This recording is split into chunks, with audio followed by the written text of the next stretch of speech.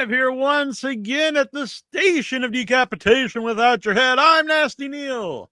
That would make me terrible, Troy. And we're joined by Brad Lyon of the B Stream. He already has a alliterative name, B Stream B Lion. And it's good to have you here. The question is, was it really B movies or was it Brad movies this whole time? I like it. B movie Brad. That is the question. So for people not aware, give them an idea of what the B Stream is. So the B Stream is literally your home for the best B movies, cult films, your favorite horror films that you can't find anywhere. Like, we're the place for it, but it's not just B movies. It's a community. It's like going to a horror convention and literally being able to do it from your computer. We have a built-in community feature that's kind of like a Facebook, if you will, that allows actual like fans to interact with each other and talk about movies and even reach out to guys like me and say, hey, can you get this movie? And when they do that, you know what we do? We go out and try and get the movie. Like, that's what the B Stream is. We're a community. Yeah. Which I'm doing this way because then we can see the bstream.com. I love the community aspect because that's a big part of for us doing a podcast at all is interacting with people when we're doing live show throughout the week, finding like-minded fans who love crazy movies. So I am very supportive of that. Mm-hmm. You're our demographic, my friend. As am I. Hence why I made it. So what was like the impetus? What was like, when did it come about? Like, I would like to create the B Stream. So it's kind of almost a two-step process. I'm originally a filmmaker. I've been making movies for nearly 2 decades now. And during that process, early on, as more and more home videos started leaving the revenue stream and even TVOD started cutting down, we really had to start looking at like, how can we find a way to keep producing films and keep, revenue coming in. So there's always a goal to actually create our own streaming service, even if it was just directly related to Lyon Productions films and films that we partner with in other co-productions. But then I went on tour. I had this Kevin Smith-esque cinematic roadshow where I went around the country to like 11 states and dozens of theaters, and we were promoting this movie called Thursday the 12th. And after each screen, the movie, I'd come out and I'd talk to the audiences. And time again, when I do the meet and greets afterwards, people kept thanking me. They're like, dude, I'm so glad this is out here because I love these fun, campy B movies that don't take themselves too seriously. And even though I subscribe to, and I won't say a bunch of services names, like these particular services, it just seems like more and more were going away. And they just weren't doing those films anymore. And that's when I really started to realize, like, wow, we don't seem to have much of a home anymore. And I'm either going to just sit there and complain about it, or I'm going to be part of the solution and make that home for people like me who love these films. Yeah. And a lot of those platforms were created like on those movies. And then once they started to get like an audience, it's like, oh, well, let's abandon that and go for, the quote unquote, more mainstream stuff. And you're 100% right. I mean, even think back to the original days when we were watching Netflix. I'm not even talking when we were getting those DVDs, mailed to those us. are the best. I love those days. Yeah, it was so exciting because you were getting these films you couldn't quite acquire anywhere, that you couldn't get at Blockbuster because they're a little too edgy. I mean, I don't even think they put up Lloyd Kaufman's movies at Blockbuster. You were lucky if there was one copy at Family Video, but all of a sudden Netflix had them, and you're like, oh my goodness, I can finally see this movie I love. And then as Netflix grew, they just kind of pushed those back and further away. And, lately we were like, well, hey, at least we have Tubi, right? And I'm not the biggest guy who likes watching commercials. I'm very big on not trading my time for money. So when I figure I'm watching upwards of 15 minutes of commercials for a singular movie, I'm looking at like how much I would get paid per hour and thinking, wow, I'm paying a heck of a lot of money to watch a movie here versus if I streamed. But then as I was watching Tubi, because Tubi was putting out real stuff, all of a sudden I realized, this is strange. Why is the content slightly starting to change? And then all of a sudden you realize, oh, they got bought by Fox. And then all of a sudden there started becoming this huge overhaul. And now they weren't picking up hardly anything they're normally picking up. And you're like, and you're seeing these movies go away because typically films are on a licensing deal. And then you're realizing, oh, wow, Disney bought Fox. The whole line is being manipulated now. So now we're losing Tubi. Now Netflix doesn't care about us. Now all of a sudden we don't have a place, and that's what we are, that place. Yeah, and when Tubi started, they were just filled with weird. They still have a lot of weird stuff, but as you said, there's a lot of the so many commercials, and there's always talks that they're going to get rid of all this stuff completely. And as far as Netflix, I can't really remember the last time like a weird. I watch all different movies, but where there's something like just on Netflix and not somewhere else that like I was looking forward to seeing. Yeah, well, you hit it right on the head. What a lot of people who aren't, that well versed in how like film licensing works, a company doesn't typically buy out all the rights for 50 years or 100 years when they're licensing a film. They're usually getting these 2 and 3 year licensing deals. So a lot of these films that we do still see right now on a company like Tubi have to be relicensed after a certain amount of period. And that's why all of a sudden you're seeing them drop off and you're like, well, we still have this and this. We have it for as long as the license remains. But once that license is gone, are they going to renew it? There's a good chance no. Mm-hmm. Madison Border, I wish Dawn of the Dead still streamed. Maybe that's a hint to get Dawn of the Dead. I don't know, but here's a hint. If you go into the Hive or community on the apps and you post it there, I know a guy who'll go try and get it for you.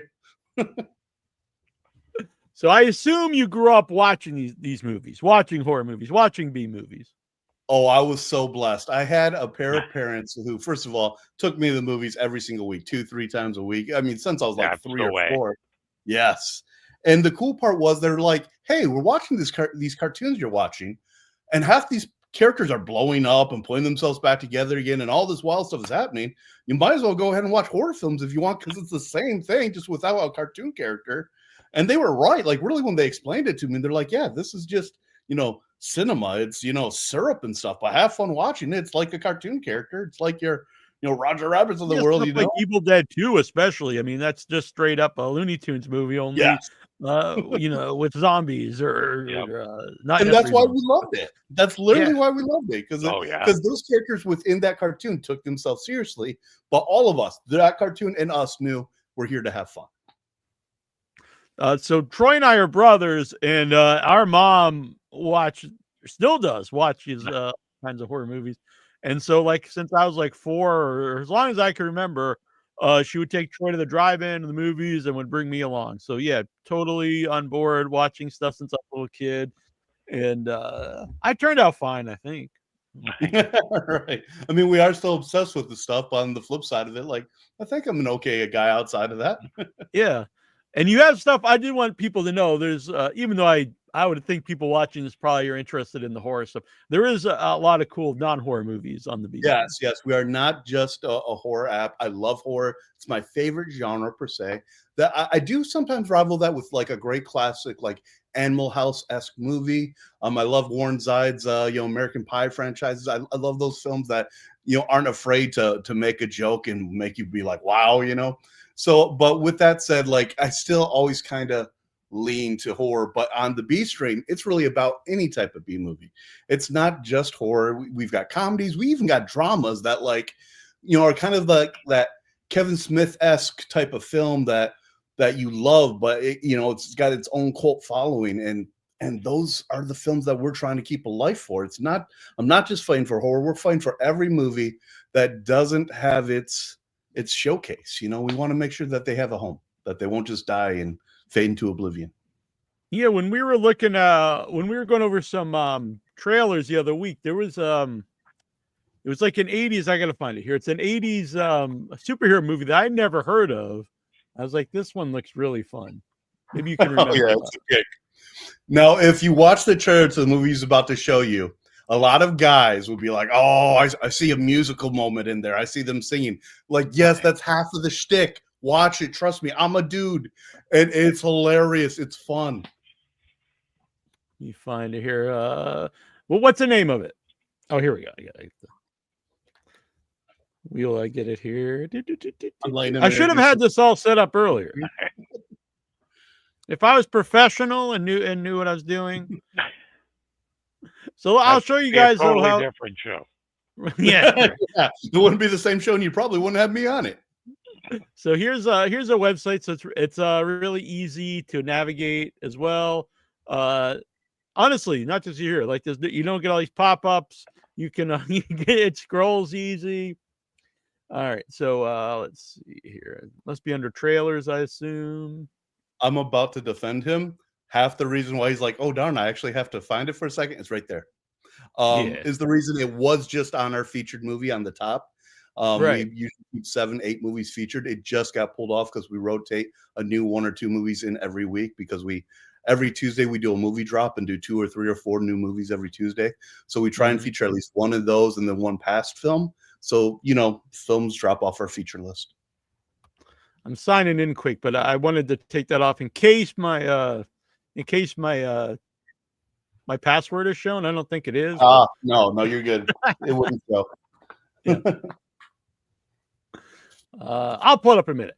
So, how do you choose the movies? Now, you mentioned, some people like on the Hive, they'll suggest stuff.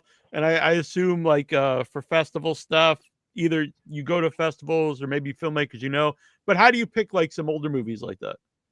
So, I won't bullcrap anyone. These are hand curated. I am a fan and I made a streaming service that I'm a fan of. So I went out and picked scores. I mean, we have hundreds upon hundreds of hours worth of movies, and they're movies that like I knew about, I loved, I researched, and a lot of times I can't, I won't just use my own brain. I don't have all the film knowledge in my head. Heck, so I'll defer to like great distributors that happen to release really fun movies and realize we're not just like old classics. Sometimes they're brand new movies. So we get new releases from companies like Terror Films, MVD, all kinds of great distributors. We just recently did a deal with a new small up and coming one called Scream Team Releasing, and we populated last month. We did like 6 or 7 of their films we released, and they've got some really fun stuff like Barn and Barn 2. So it's really about leaving no stone unturned, because you mentioned festivals.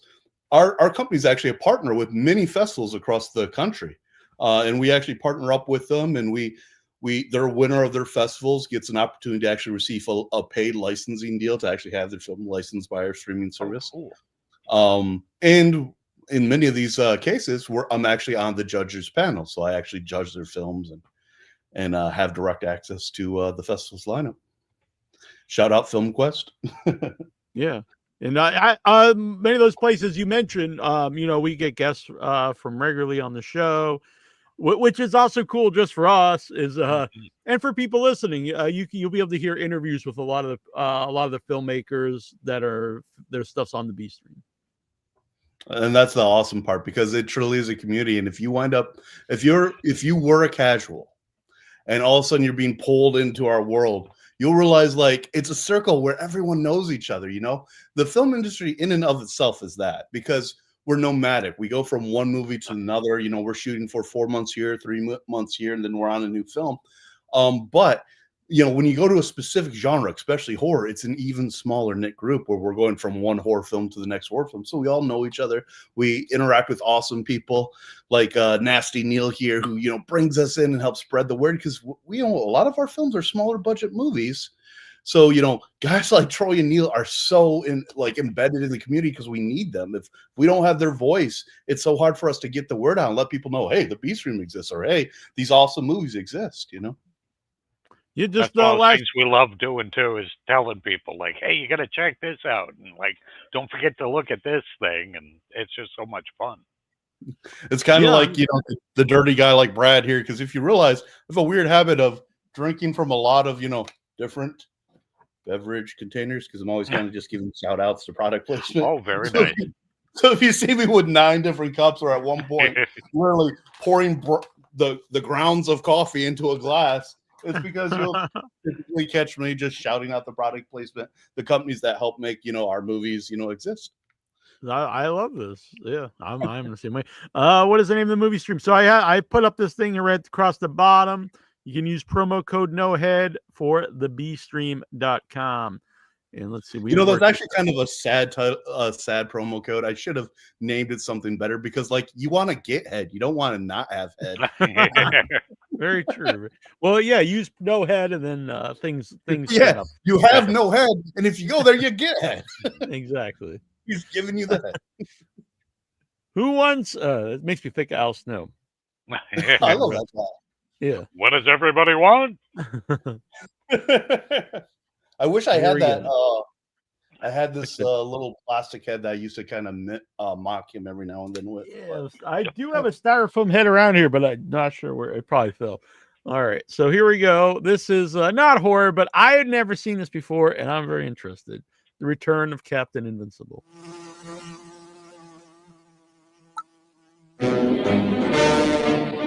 40 years ago, he was the hero of the day until the system knocked him out of the skies. Flying without a pilot's license, wearing underwear in public. 40 years ago, he said he'd never fly again, and for good reason. I couldn't even tell the good guys from the bad guys. But when his country called, what the world needs now is a shining hero. What the world needs now is a glory man who will fly down and save the day. What the world needs now. evil Mr. Midnight threatens America. Today, New York. Tomorrow, the world. Bang it on! The return of Captain Invincible. Everything's going to be just great again.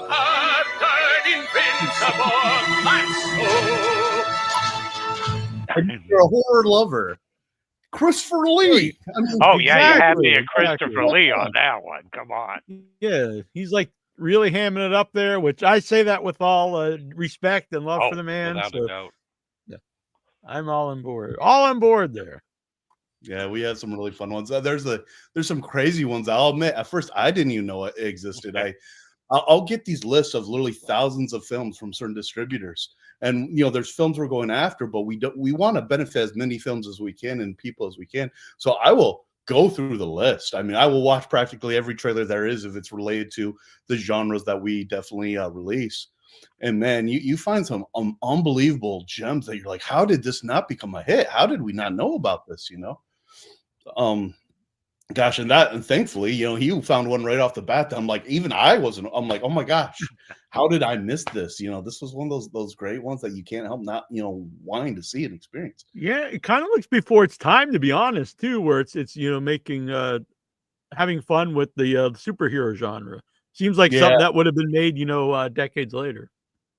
Oh, 100%. You hit it on the head.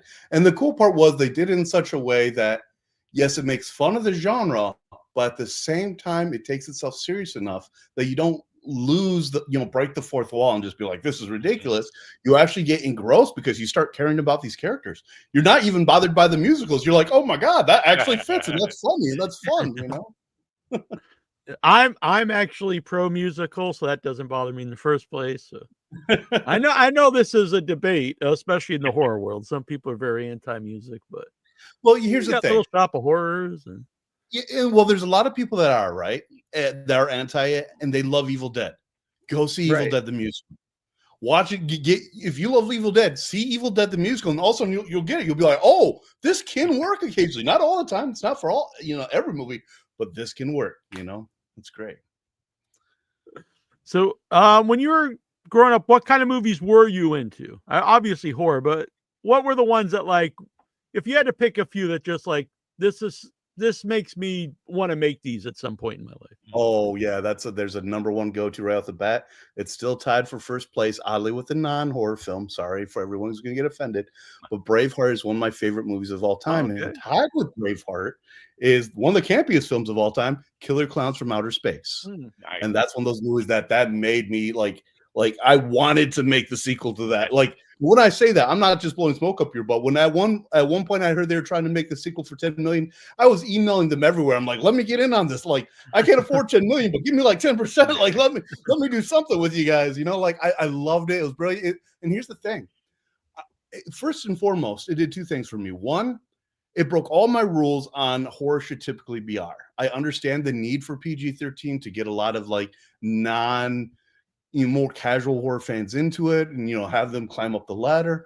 But for me, it's like, if a monster's going to kill you, I want to see some blood. If the monster's walking in the shower, I should see a person in the shower. Like, And that was one of those rare movies that happened to be PG-13, and it was great. And that was hard for me. It was hard to put in my top 25 when it's PG-13 in horror, but my top is eclectic. I've got movies like Super, with Rainn Wilson as a superhero with no powers. He just has a wrench and tights, next to an Oscar-winning film like Birdman, Alejandro Inarritu is one of the most brilliant, directors of our time. We're privileged to have him and not even realize that 20, 30, 40 years from now, we'll be studying him and we're going to be like, yo, did we not know this? Did we not know we were in this era, But, strictly when talking, from the genre, there's always that great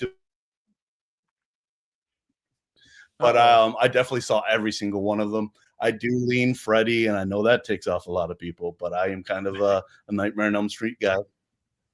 Nothing wrong with that. No, I'm a pro Nightmare on Elm Street. So I know some people will fight over who is the better or whatever, but no, Nightmare on Elm Street is right up there. Yeah. And what was the first movie you mentioned? It was because there's something I wanted to mention. Now I forget. Killer Clowns from Outer Space. Killer Clowns from Outer Space and PG-13. I think the difference is the movies you explained first were like made specifically where it's like we're doing this in PG-13 so we can get people of a certain age. Where I think if a movie is just made and it just happens to be PG-13, I think there is you can feel the difference. Like yes, and that's exactly Killer Clowns is just the movie they wanted to make, and it happens to be PG-13. I think. Yeah, they happen. One of the rare times and instances the MPAA was like, you know what? I see that straw going into that person, but the cotton candy protects us from the gore, so we're gonna give this a PG-13. Thank you. It also did something for me that I've truly always believed in. That if you're an all-powerful being and a monster, and you're walking down the street, you don't feel the need to hide. You don't value humans. You think they're just insects. So you're not going to get out of the way. And that's why Killer Clowns from Outer Space did one of the things that I was so passionately adamant about. They walked right down the street. They kicked open your door. They walked into the store. They didn't care because they believed they couldn't be stopped. It's one of the reasons why, even though Hellraiser 3 broke a lot of their own rules, I'm just like, Hellraiser 2, you kind of were like, yo, we're not really the bad guy, like we're just here. People are into this stuff. Yeah. And then he came out in 3 and he's like, I want to kill everybody, but one thing he did do, which I loved, was when they came to Earth, they weren't worried about shit. They walked right down the street. They ran through some cops. They went into a club. And that's what I feel was so more authentic to make me believe in these horror characters, because they weren't afraid. They weren't hiding in the bushes like Michael Myers half the time. I still love me some Halloween, but come on, dude, you think you're invincible? Be invincible. Yeah. I think Halloween probably works on the street. Right. And it's weird. Killer Clowns from Outer Space, the last few years, it's always had what I would call a cult following, and sometimes that's overused, I think, but that's definitely a cult movie. But over the last few years, it's become a much more mainstream. It's a weird term because. I think Brad's froze up on us. Oh, there we go. Go on. I'm sorry. I think you froze up on us for a second. Yeah. Oh, did I? Yikes. Sorry about that. I'm supposed to have 1 gigabyte or something of Wi-Fi here, but. So I don't know. I'm not sure what you replied to about cult film for. I was going to say I think one of the aspects that really makes it such a debatable word is when that cult army builds so large that everyone knows one of those people, so it just feels like a mainstream movie. That's kind of what Killer Clowns is. It's this movie that existed, and I hate to say it now, for 40 years. But you had these people who were fighting for it, in the 80s and the 90s, and barely anyone knew. And all of a sudden you have these small groups this is great. But suddenly those people grew because they showed more people the movie. And they're like, yeah, how did I miss this? And suddenly it's that big. And you're like, this is mainstream. It wasn't, but they succeeded. Yeah. I think because like the last couple of years, you go to like the Halloween store and they have like all these killer clowns like merch, and I would have never thought that you could walk into a store and there'd be killer clowns costumes and shirts and ray guns. Yeah, it's very well. Yeah, that's really weird because like when I was a kid, I grew up in the '80s, so like you couldn't go buy a Dawn of the Dead shirt, or like you'd have to send away somewhere and it would cost you a lot of money. So it is weird, especially like when The Walking Dead rose. I was like, you can go to Walmart and get like The Walking Dead like on a lunchbox, and you get zombie I see t-shirts. kindergarten kids wearing it's a very weird world. And it's a beautiful thing because it really just came down from a number standpoint that once these businesses like, oh, there's not that many horror fans, this isn't going to sell, and then suddenly they're like, let's test a couple things. They're like, wait a second. They have an army. They outnumber everybody, and they're dedicated, and they're showing up and buying everything. Yes, that's right. Retailers, if you're listening right now, if you're somehow coming across this, we are the power source of money. We love supporting the stuff we love. Put our stuff on your shelves because we will buy it because we love it. Yep, Yeah, we'll find it if it's on a shelf somewhere. Yeah, the Terrifier, like when the toys come out, like you have to actually you have to either know someone probably or find a Walmart that's like no one goes to because that stuff sells out immediately. And I would have never thought I would see Terrifier like toys or anything, but I like at Walmart, it seems kind of crazy. Even at the theater, like go on, sorry. No, I was agreeing with you. It's like that very first one. You're like, you have fun with it, but it didn't seem like it was going to be that movie.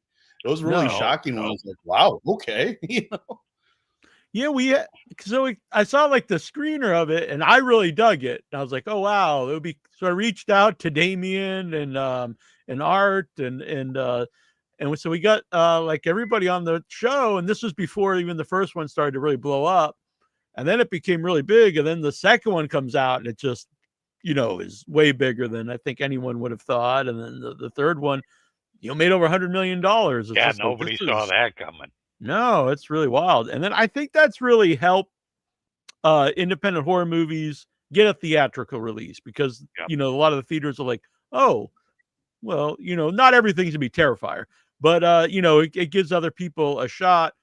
And horror movies do make money. So besides like the big MCU movies, like they're the other things that people go see. It's always like, it's reaffirming when you see like, Sinners, being the top movie like in the world. It's like awesome. And honestly, that was floodgates open. Yeah, I saw that film, and the first, let's call it, the act one would typically feel really slow, okay, but not even with that movie because the characters were so deep. It was shot so beautifully. Like even when nothing was happening, you're like, oh my god, I will go ahead and just sit in this weird like post-Western movie. And just watch this I'm fine with this because they're that interesting. And then, the Dusk Till Dawn moment happens and you're like, yeah, you just made it great. You just won an Oscar in my heart. The characters, the music, just the feel of the movie, everything about it. It works all around as a horror movie. It's just a movie. And I went to see it on this giant IMAX screen and it was sold out, which was really weird. It was this giant theater.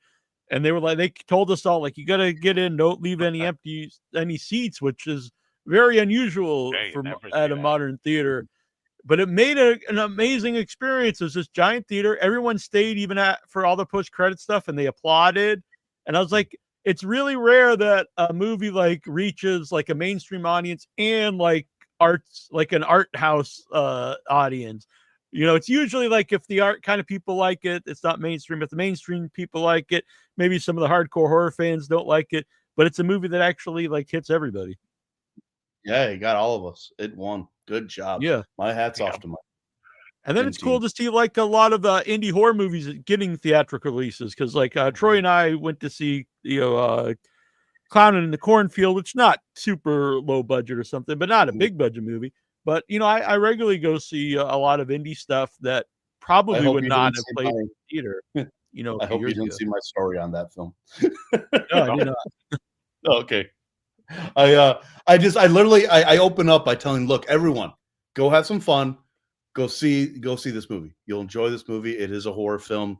It kind of fits that classic vibe. And please, once you've heard this, leave. Write this message. Don't my story. It's not for you. Please, I'm gonna give you 5, 4, 3, 2, 1, and then I just yell at the director. Because I mean, he made Tucker and Dale versus Evil, which was so brilliant.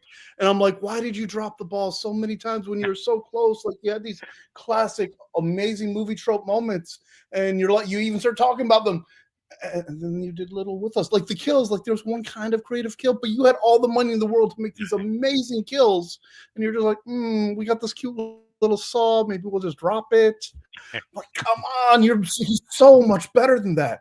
And then like he even attacked the one of the two most common tropes, right off the bat. You know, the girl about to have sex and get undressed. You know, so what's the rule? If they get naked, they die. What did she not do? She didn't get naked. She appears like she's going to, but I know you're like, we're not trying to always sell the sexy people, but you don't play the trope if you're not going to do the trope.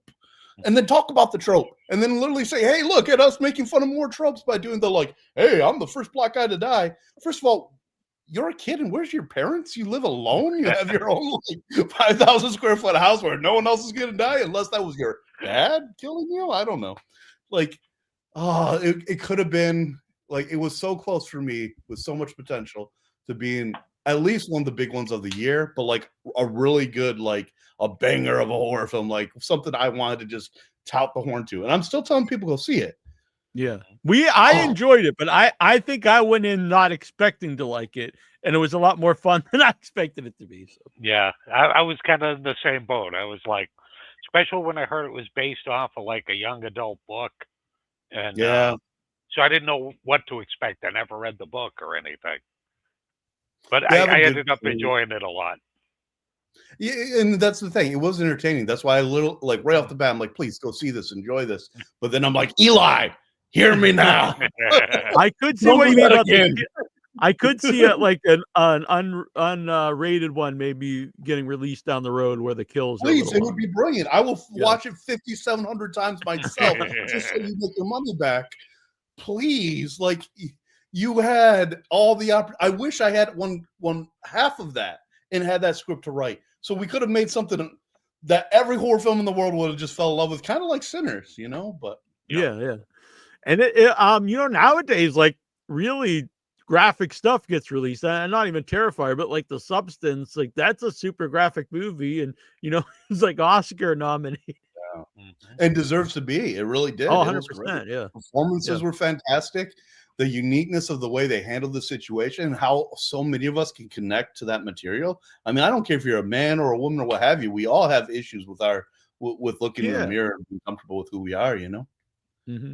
And I had some friends that like, they didn't like the last third of the movie because they're like, oh, it becomes like a trauma movie. I was like, it's kind of my favorite part of the movie.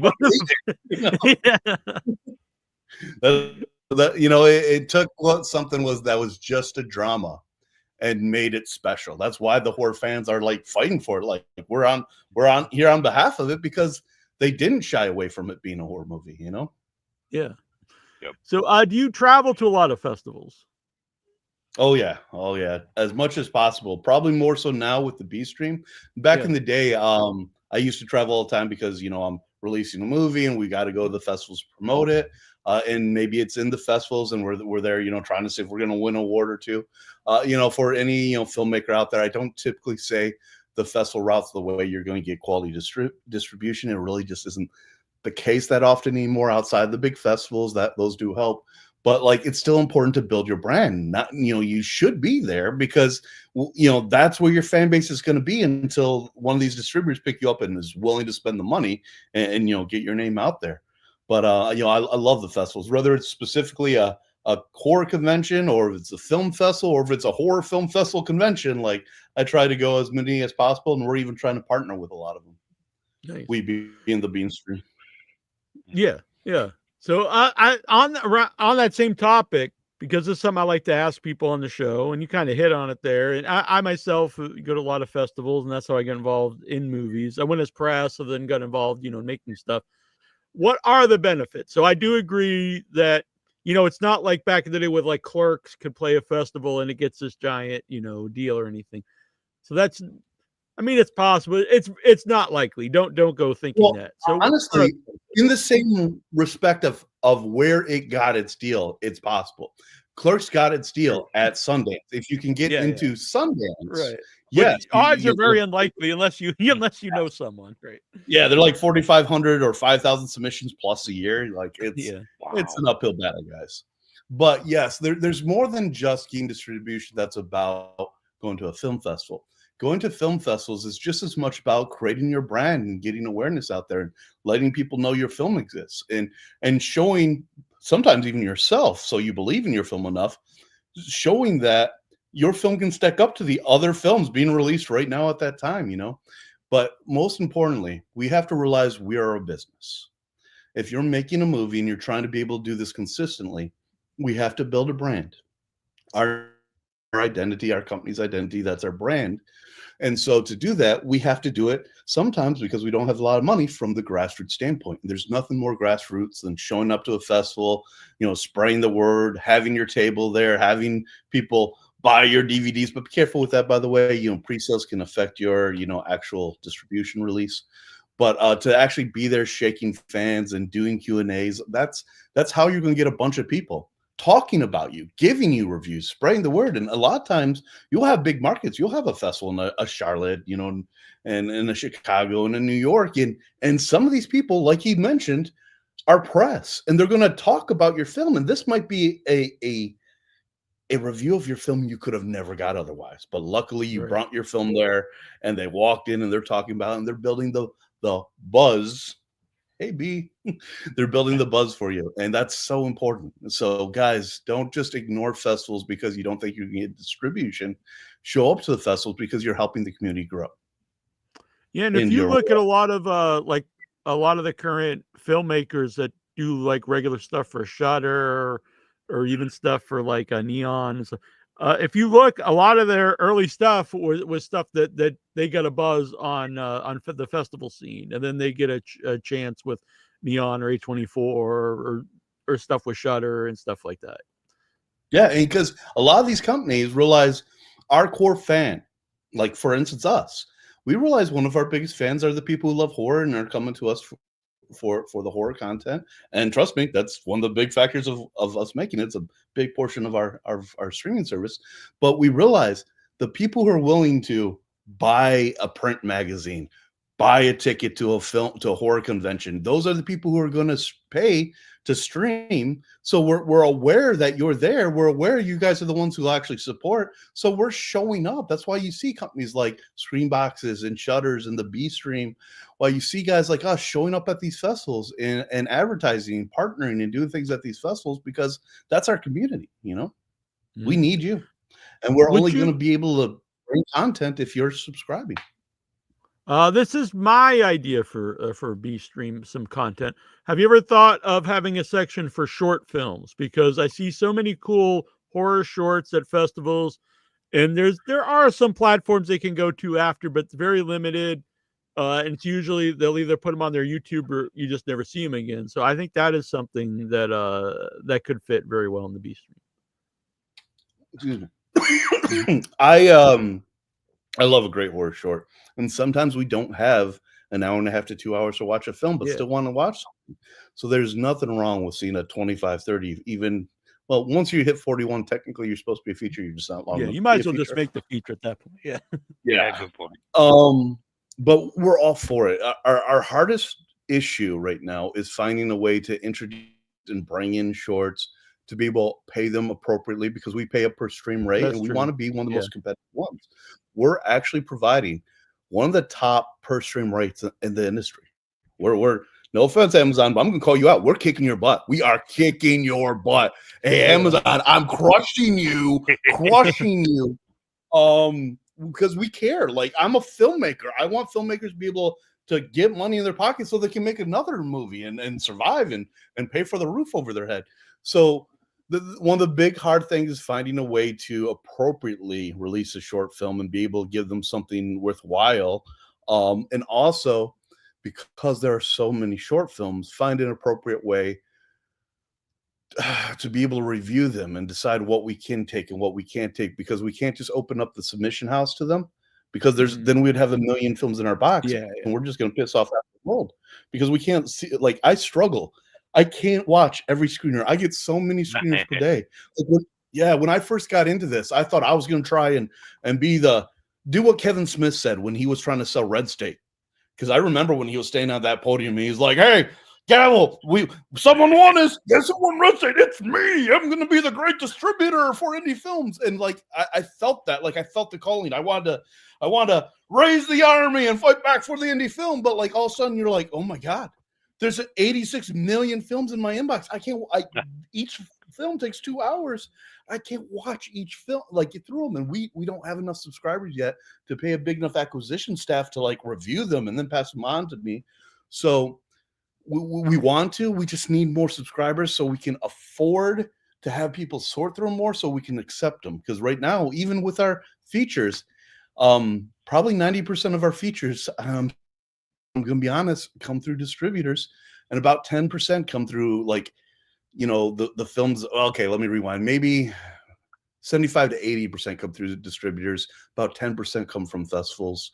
And then 10% come from the filmmakers that I interact with or that I find. Because I probably every day at some point will go on social media like Facebook, and I'll go in one of those film groups and I'll scan. I'll be like, "Any new trailers here of a cool looking movie?" And then I'll ask someone for their screener or something. I have 500 in my inbox. It's just finding a way to go through them all. Yeah, honestly, when I posted about some trailers to put on the show, I saw you, the ones that stuck out, like, hey, this is interesting. And even just through the show, we get so many screeners, it's impossible to watch all the movies, to set up interviews. And like you said, it would be great to watch everything. Even just to watch it, not even to set up interviews or something. But there's only so much time in the day. You can't sort through everything. I mean, look at our conversation right now. First of all, I talk way too much. I'm a yapper, and I'm aware of that. It's much better than someone who just says yes or no. That's the way we like them. We'll listen all night long. So here's the thing. Like everyone who's tuning in and watching this right now, first of all, thank you guys. We appreciate you. But with that said, we're 40-ish minutes in, 42, 43 minutes in, and you've seen what we've been able to cover. So just imagine how difficult it is to sort through films for him, for me, for any of us. Because I mean, here's a filmmaker. I've produced 30 some movies and TV show episodes and stuff. I've directed like 20 some movies, and you know how many we've talked about? 0. And that's the whole concept. Like, that's how little bit of time we have and how much time it takes. Yep. And just so you know, we're gonna have you back on to talk about your movies in the future here. That was not a complaint. I know, but that's a good thing. Yeah, I thought that'd be otherwise fun. I'd be shout out. I'm not even saying any movies. Wait. See, not even saying the title. I do want to mention we had the Hodges on last week talking about Redhead, which is an amazing movie. People should really check that out on the B stream. And Redhead is a perfect example of the process in the Hive and in our community. So if you haven't saw that, or if anyone doesn't know, if you go into our Hive, the Hive on our website is what we call our community, our interaction thing, where you get to be social and interact with each other. But you'll notice Redhead was one of those films where people were like, "Hey, I saw this on the festival circuit," and it had done festivals that we hadn't done yet. We did do this North Carolina Horror Fest recently. I think it played the year before there, but we missed it there. But people said, "Hey, this movie was awesome. Can you get it?" And you know what we said? Let's go try. And within 10 days, because someone literally made a post like, "Yo, I posted about this movie 10 days ago." And not only did they license it, it's here, it's up, and it was only 10 days. And that's what we're about. Like, we got this film. We're like, yeah, we get it. This is a good movie. And I'm not even a normal, like, big gore guy. Like, I like some gore movies, but like, I have not learned my gore culture yet. And I'm like, holy shit, this is solid. And we licensed it the moment we could because our community asked for it. So we went and got it. Yeah. And the thing about it, I went in thinking it was going to be just like an exploitation gore movie, but it is, but there's also a lot more to the movie. Yes. You really feel for the characters. She has a great arc in the movie. She's great in the movie. Some messages there. So, and you could just watch it as a really wild gore movie, and you can watch it and get more out of it. So I thought it was a really special movie. I like it a lot. 100%. They're a amazing husband and wife team, which is beautiful in and of itself. They do so much of it themselves, and the movie was solid, even with the amount of work they did by themselves, which I can't even fathom. Because even my small crews are like 10 people on the tiniest ones I have. Like typically we're 20 or 30 crew members in, and I don't think we have enough when we're doing that. And they're like, yeah, we shot this scene just by ourselves. I'm like, how is that? Mind blown. Just whoosh. So I'm so impressed by that couple. They're great people. Yeah, the very next day when we should go on and have some. I agree 100%. The very next day when we had them on, they were filming some stuff for part 2, and I was just like, wow. And yeah, I was they were, because we showed the trailer for part 2, and they were talking about like they filmed part of that in their basement, and there were some scenes that like Sam just like filmed by himself in the basement. And I was like, yeah, that's really insane that they did so much. And I didn't know this before I talked to him. I found out that day that Sam used to work with our original co-host on the show, John. So we started the show, me, Troy, and John, and they worked together. On my end, it cut out right when you said he used to work with. And oh, so he used to work with our original co-host, John, who started the show with us. It was me, Troy, and John. And Sam worked with him at the drunk tank. It was like they would watch drunks that they would bring in. And I was like, wow. And they worked the same year we started the show. And he said, you remember John talked about doing this podcast, and he always wanted to come on. And 20 years later, he's on the show. So I was like, wow, it's very strange, weird little world. Yeah, that's awesome. That's what a cool story. I did get on them a little bit during one of their podcasts. I got brought in as a surprise guest on, I think, NC-17. And I had to be like, please, a little less spoilers. Because companies like me, who might try and market you, won't have anything left to market. I will say they were very spoiler heavy on the show. But yes. I tried to avoid that, but they were very, very much spoiler heavy. But even kind of spoiling a lot of stuff in the sequel. But I think it will still want people to go check it out. Yeah, and I'm looking forward to when they complete the second one. The first one was great. I want to release the second one. And, also, like, it's funny when you realize the culture of that subgenre and some of the films that you're so passionate about that I think the world of. And I'm like, wait, that's subgenre gore? I didn't know. Like, Demons. I think it's one of the, it blows my mind that didn't become one of the biggest hits ever. Demons and Demons 2. And so many people are like, yeah, that's a huge gore film. I'm like, really? Like, there's some, but like, I never even saw it as that. I just saw it as this great film. Mm-hmm. Yeah, I think that I probably wouldn't have either. I think for whatever reason, if I like a movie, I like a movie. I don't really think of like the genre, the subgenre. Like, I know it's a horror movie, but I'm like, but I know definitely on social media, people will argue with you about like what genre a movie is. And the only reason I started having to care about genre, because I never really tried thinking about it, but I own a streaming service. We have to create categories. And I hate it. I'm trying the damnedest. I know my subscribers are mad at me for it, but I'm like taking the slowest amount of time, like developing and adding the categories, because I'm just like, I don't want to just categorize you. Like, you're just a movie that's fun, Yeah, I know, like, I've had people unfriend me over some of the dumbest things, like arguing with me that Predator is not a horror movie, and I'm like, well, it's about a monster picking people off, and like, but sci-fi action. I'm like, yeah, sure. Why can't it be all three things? And does it really even matter at the end of the day? Like, do you like it or not? Aliens. That's the one that I think I get. It's like, they're like, it's just a sci-fi. We're claiming it. We're not horror. I'm like, yeah, but it's cool and it's brutal, which is also makes it a horror. So like, just let's both love it together. High five. We can get along. Yeah. Do you like it less if it's sci-fi and not horror or whatever? But Alien, to me, it's like, it's hard to argue it's not a horror movie. I mean, it's basically a horror movie that's it's a haunted house movie. Yeah, it happens to be set in space. Yeah. You know which one I've never heard the argument on? Splice. Oh, yeah. That's the same exact argument for Aliens and Predator, but I've never once heard someone be like, that's not a horror film. Yeah. Oh. But yeah, I mean, they have a reasonable argument that simply, yes, it's an alien, and the alien just happens to be brutal. Fair.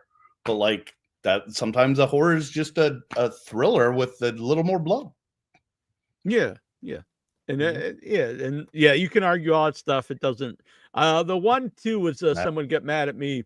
Oh, they were like, The Walking Dead's not horror. I don't care if you don't like The Walking Dead, whatever, it's totally fine. But they're like, I was like, well, what would you call it then? It's a show about zombies, and they said it was post-apocalyptic survival dramas.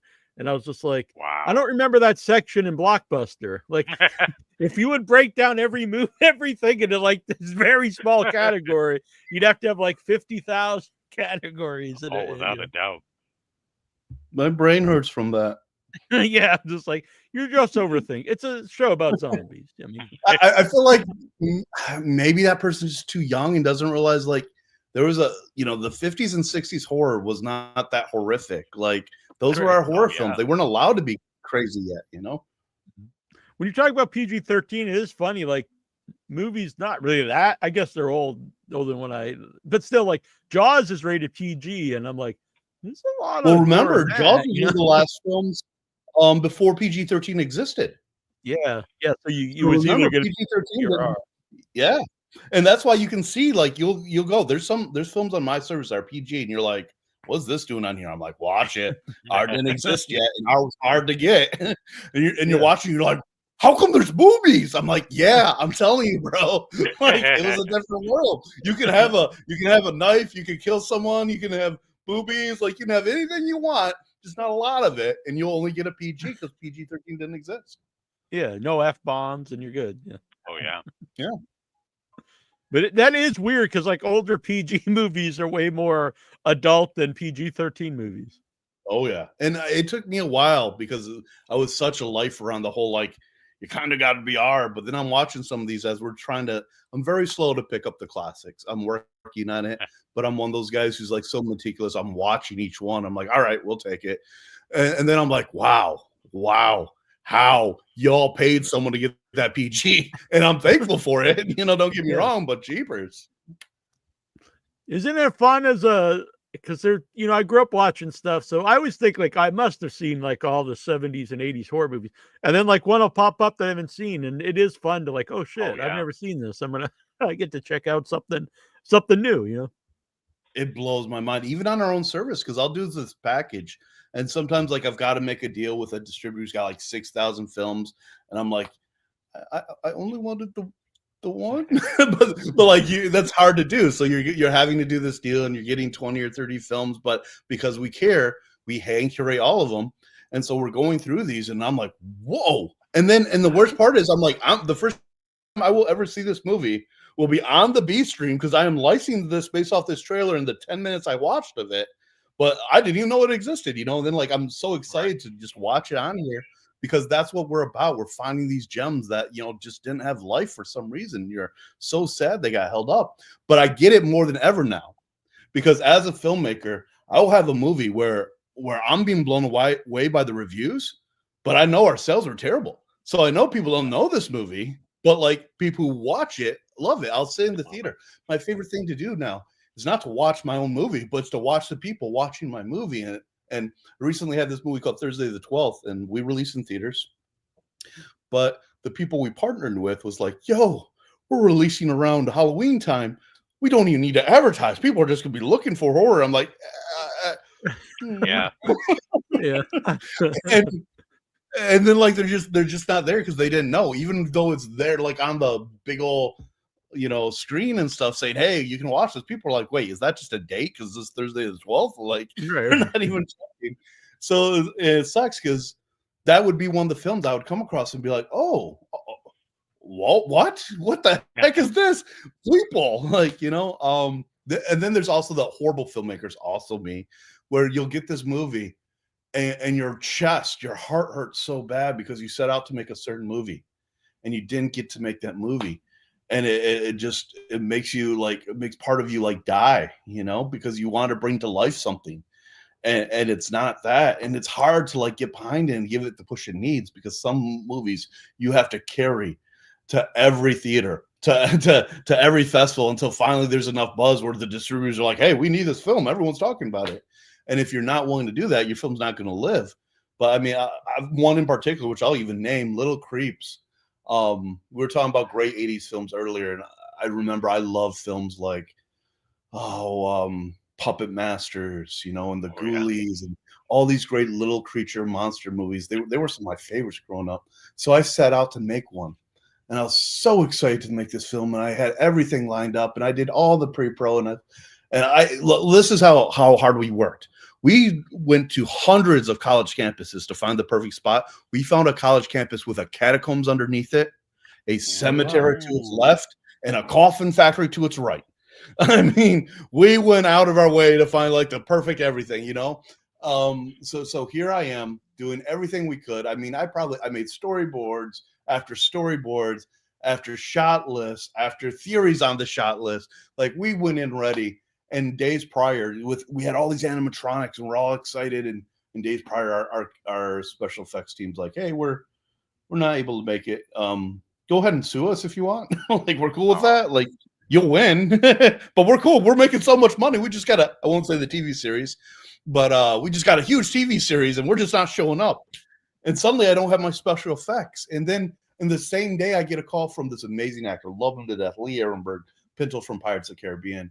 And he was our lead, and he's just brilliant. He's just such a great character actor. But he was like, hey, I'm stuck on Once Upon a Time. I've got a holdover contract. Can we just push a little in a week or two, and I'll be right there? And I'll be like, bro, I know you're used to Pirates of the Caribbean money, but I'm here in this town, no offense to the town, in the middle of nowhere, where there's not a film industry and these people don't live, and I flew an entire cast and crew here. I can't. We have to shoot without you. I'm sorry. And suddenly I'm making this movie without little creatures, with finding a brand new lead. Luckily, God rest his soul, Robert Zadar was buddies with Joe Estevez. And Joe was like, oh, I don't know about something with like a day practice, you know. And we did, you know, we got on the phone, we talked, and it just like, he seemed like he'd be great, but he's just like, man, one day with a script with all these really good actors, I don't know. And then he called me back. He's like, yo, I'm in. I'm flying there right now. I'm like, what are you talking about? He's like, Bobby sent me the script, man. Like, this is good. I want to do this. I don't care if I don't. I will learn it. Like, I'm like, yeah, you know. But like this fantastic guy, you know, gets a day with the script, and it was just so hard. So the movie, like, we set out to make, it was definitely not the movie I intended. So I'm just, you know, it's one of those things where, like, if it was the movie, I would have went to war for it, and I just didn't give it the type of energy it needed, because it hurt sometimes watching it, because it became very likable. Matter of fact, at one point it had like an 8 point something on IMDb, and it might still have close to an 8. And I couldn't fathom it, but it has that because it's like Troll 2. You know, not because it's this brilliant like Puppet Masters film, but it's because it's so lovable, you know. And I'm like, it was gonna be good, guys. We're gonna rip people apart. Yeah, and we're gonna do a cast and crew show at some point for Thursday at 12, which I think will be fun. I know you mentioned this to me before, so that'll be a good time. And we'll do that. You know, and the sad part is I have not, you know, had much of a reunion with half that cast. Now, Todd Bridges has probably worked for me on 4 or 5 movies over my career. Oh, really? I love Todd. That's cool. Wow. Yeah. Same with a lot of the old child actors, Dustin Diamond, the late Dustin. I'll give him props. He came to my film sets. That's one of the most prepared actors I'd had, and I've directed thousands of actors. But there's one movie he came up, and the notes he had were bigger than the script, and it was a 99-page, 100-page script, and like he was just such a professional, and you feel bad because some of these people get such a rep, and you're like, no, these guys are great. But I had, you know, these amazing guys, but back to the topic at hand, that was the last one I'd worked with Todd on, even though I'd worked with him 4 or 5 times. And then Jenna, we're in the same state now, but she, you know, she's married, you know, the world's #1 golfer. You know, Jenna Sims married, you know, this huge Kopeka guy who's just like the greatest golfer ever now. So like that's really time consuming. Plus she's like on the cover or something of Sports Illustrated swimsuit. So like, even though we're right in the same state, and she'll message me and I'll message, and we just, schedules never work. So it'll be fun catching up with some of these people, even if it's just digitally on a podcast. Yeah. Oddly enough, I interviewed Todd Bridges years ago on my wrestling podcast when he was on. It was a reality show about it was like celebrities learning to wrestle. I forget the name of it, but it was cool. him and Butterbean were on the show talking about the. That's awesome. Yeah, I love those shows. I remember when Dustin was doing his boxing show. Oh yeah, yeah. And I've had the reverse of that because I've worked with so many pro wrestlers. Like I remember getting in the ring with Jake the Snake Roberts. oh, sweet. Now, Cool. mind you, I'm a guy. I don't know if you know this or not, but I played football professionally for 8 years. I didn't know that. No. And I also competed internationally in wrestling. You know, I have a world bronze medal and from 2002. Like I was a pretty good wrestler. Wow. And then I get in this ring and I'm thinking like, you know, I've took real punches to the face. I've been tackled by amazing guys. And I know I'm 100 pounds bigger now, but I used to be a fullback. So, you know, I'm a guy who literally runs the ball, who's sitting here getting tackled by some of the biggest, toughest guys in the world. And I'm like, you know, like, yeah, I respect this. I know it's hard, but, you know, it's scripted, you know, it's not really gonna be that big of a deal. And I remember the first time I took a chop by Jake, I'm like, oh, this is learning the hard way.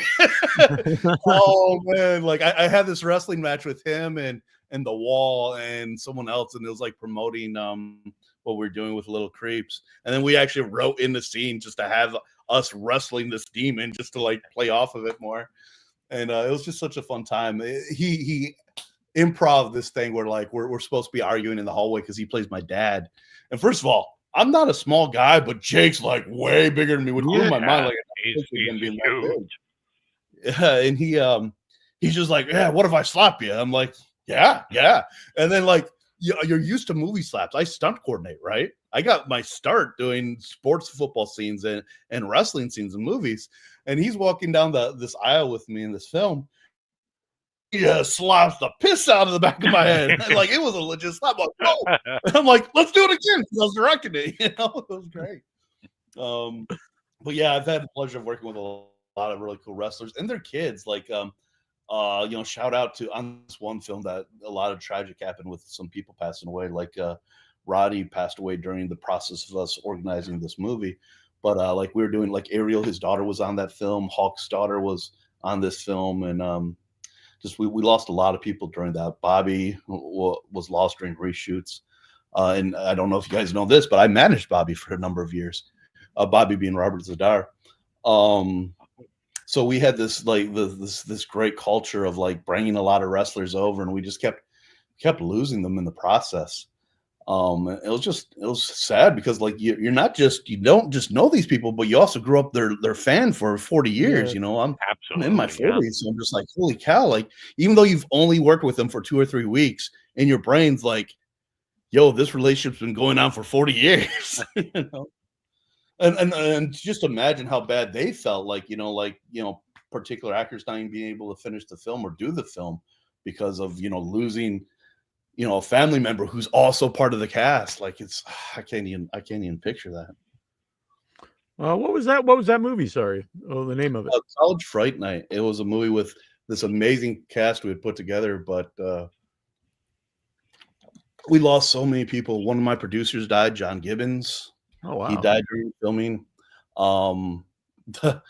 We even had a scare because we were reaching out to a particular actor. And this does not come out right. I don't know how to say it, so I hope it doesn't get edited. But I remember it was a different Corey that died, and we're like, "Holy cow! Did we just lose a fifth actor?" But and not to say like we were happy, like it wasn't someone we were working with, but we're just like, "Oh my god!" Wow. But yeah, as we were going, this was going to be this seasonal movie that took place during 4 different seasons, and we were shooting in 4 different places 4 different states to create the atmosphere of this. And there's just so many people we lined up for it that were people that I loved. I was so excited to put in a movie and get to work with just as a fan. And it was just like the worst, couple year period of time that just person after person passed away. Even in pre-production, Kill Bill from Kill Bill himself, he when we were just developing this film, like this was like, we had just talked with their people and just lined stuff up, and his tragedy happened, and this movie we should have knew like red flags going off, because as we move into production and gear up to start shooting, and John dies, and then And then all these other people start dying, and we're like, well, are we literally a cursed horror film, And when all said and done, that movie, I believe that movie would have been probably the best movie of my career. The movie was just phenomenal. The performances we were getting were amazing, but we had so many people that literally shot certain scenes that are in the middle of the movie, but we might not have their beginning or ending because you don't make films sequentially. And just the movie didn't work without it. And we were trying to explain stuff with dialogue or with other actors or reshoot, and just it was never the same movie. And it failed. And it's so sad because it could have been it would have been a great tribute because it was that good. It was this fun movie about two guys who got suspended from their football team because they partied too much and smoked too much weed and shit. But because of that, it saved their lives, because a vampire that was somewhere on campus was secretly turning the football players and the cheerleaders into vampires, so that during because college football games normally play during the day, but during the one night game of the year, he was going to unleash the football team and the cheerleaders on the entire stands to create an army of the undead to take over the world with. It was just this fun, great, campy film. Yeah. We had Marty Kleba in it and all these cool people, and the stuff we shot was some of my favorite stuff I've ever seen. It was turning out so great, but just it is what it is. We never were able to do it right or do it justice for the people that were part of it. You should do like a documentary on that. Yeah, and if I got the other people who were somewhat involved that were happy to, that were like, hey, we're cool with this, yeah, I would, but just out of respect for so many people, like because it's something that didn't come to fruition for a lot of people that were involved, that were really disappointed, and then a lot of people who put their last bit of effort in during the time frame they did pass away, and then we weren't able to do something right with it. John Reddy, that's the name of the show. I'm sorry, Hulk Hogan Celebrity Wrestling. He's correct. And Adam Newman here, Dreamscape Productions. What pro football teams did you play for? You mean who all cut me? I probably got cut by more teams than I can physically count. So it was such a terrible career because, like, first and foremost, I was playing a dead position. And I didn't understand that. I am 5'11" on a good day in shoes. I was about 240 pounds, but I was a beast. I was a fullback. But at the time I was trying to play, no one kept fullbacks anymore. So when I'm bouncing around from camp to camp, being sent home, being cut, I mean, I hold a record with a certain particular team out of, let's just call them Cleveland. First of all, not a good team. I shouldn't say that, but like cut me within an hour. Like, it was bad. Like, I mean, there was more to that, but reality, like, it's just I got bounced so many times, and I would go from team to team. I'd show up in like Hamilton in Canada, be there for a minute, then bounce over to arena football team. Whether it was the CIFL or AFL. 1 week I'm with Milwaukee, the next week I'm in Grand Rapids getting cut. I bet you I signed with nearly 40 teams during that time frame. Wow. Yeah. And the funniest part, here I was 11 years later, and I come down to Florida to make a movie. Wasn't supposed to be staying in Florida. I'm not a Floridian. And I come down to Florida, and it's just because we're freaking out over like potential union strikes and Georgia, and we're afraid we don't have the money to shut down and we'll be dead in the water and we'll be out of business. So I'm coming down here and we get hit by a hurricane. Like I'm setting up to shoot in this town, and literally this hurricane takes out the beach house in the movie, and it takes out it destroys practically this restaurant in the film while we're filming, mind you. So we have to reshoot this whole darn movie. But so I'm now sitting here waiting to figure out what in the world I'm doing, and I go, and this is 11 years, mind you. And I go to watch this like local arena-esque team. They were arena team called the Stingrays, where they played like a 7-on-7 arena ball out of Fort Myers. And they also had like an 11-man team, like during the non-arena season. And so anyway, so I'm going to these practices and I'm being like a weird creeper because I'm just checking out, watching the practices from, from up in the stands, if you will. And finally, a couple players are like, "So, weird creepy guy, what's with you watching this?" I'm like, "Well, I used to play a bit. Where all do you play?" "Well, here I played in college, and then I played professionally here, and then I was with these guys for 3 weeks, and then I got cut over here." But they're like, "Holy cow, you played a lot of pro ball." I'm like, "Yeah, yeah. Played a bit or got cut a lot, however you want to look at it." So they're like, "You think you could come down here and show us a couple things, some drills and stuff?" I'm like, "Yeah." Next thing I know, I'm showing these guys drills. And then one day their head coach calls up. He's like, "Hey, can you meet me and some of the guys just out for pizza at this restaurant?" I'm like, "Yeah, sure." And I've got these pictures on my social media. So I show up to this restaurant with some of their guys and their GM and their head coach. And while I'm eating beer and wings and just bullshit, and they send a piece of paper over, I'm like, you guys are wanting me to coach, hey, and I'd actually given up coaching. Years ago, I had a great opportunity to be a college head coach, and I accepted it for like 1 week, and then I'm like, you know what, I want to make movies for a living, because you really can only give one or the other a fair effort. And he's like, "Yeah, that's not what the paper says." I'm like, "Wait, what?" And suddenly I'm like looking at it, and they're like, they want me to play. So here I am, 100 pounds heavier, no longer a fullback, and they're wanting me to come out of retirement. And I did. I wound up playing at 40 years old. I came out of retirement playing football again at a completely new position. And then I bounced around doing that because I was doing good. I'm like, how am I better now than I was? It was blowing my mind because I was kicking people's butt. And I'm like, how is this happening? And I wound up getting traded to this phenomenal, one of the best teams in our league. And I remember day one, I showed up to practice, and I was actually just trying to work out with their offensive line because I heard they needed some O-line help. And they didn't trade you like per position. They try, like, they'll take you and then they work you into their system. And I'm playing against these guys, and like their coach is like, "Oh my God, he just beat that double team," And I'm like, "Yeah, I guess I'm all right with the best team in our league," So like, it was such a blessing to like think like, here I am 11 years later, and I'm doing what I love again, just for the fun of it, and a check that does not pay for my rent, let alone even the groceries in the fridge. But I was really blessed. Matter of fact, at the same time, that following year, I wound up becoming a college head coach again. I wound up the head coach of Florida Gulf Coast University's wrestling program, because I was trying to balance like figuring out how to make this movie as we're reshooting it with a quarter of the budget, while in town and having a little bit of free time. So I was able to give back while also making that movie. That's pretty wild. Yeah, that's excellent. Movie. Yeah. The Killer Kid, yes. And shout out to Dreamscape Productions. Their film Round the Decay is playing. We get to see it at Coolidge in Boston. They just had a screening out in LA, so it's very cool. Small. It's a local film, pretty low budget, and it's cool that it's playing around the country at different theaters. Super cool movie too. I loved it. And a cool guy, Adam. Yeah, great people. Say his name one more time. Adam Newman. Yep, he's on my. We talked to that guy. I think we talked about that movie. Oh, nice. Yeah, he's a really good dude. Been on the show multiple times. I'm sure he'll be back again. And who knows? It might even wind up on the B Stream at some point, because I do recall us talking to him. But I think, like you said, it was still on the festival tour, and they're still trying to do stuff. Yeah, we actually just named a film an award winner at a festival that was phenomenal. I don't know if I should or shouldn't even drop their name or their movie right now, but they had this great anthology film.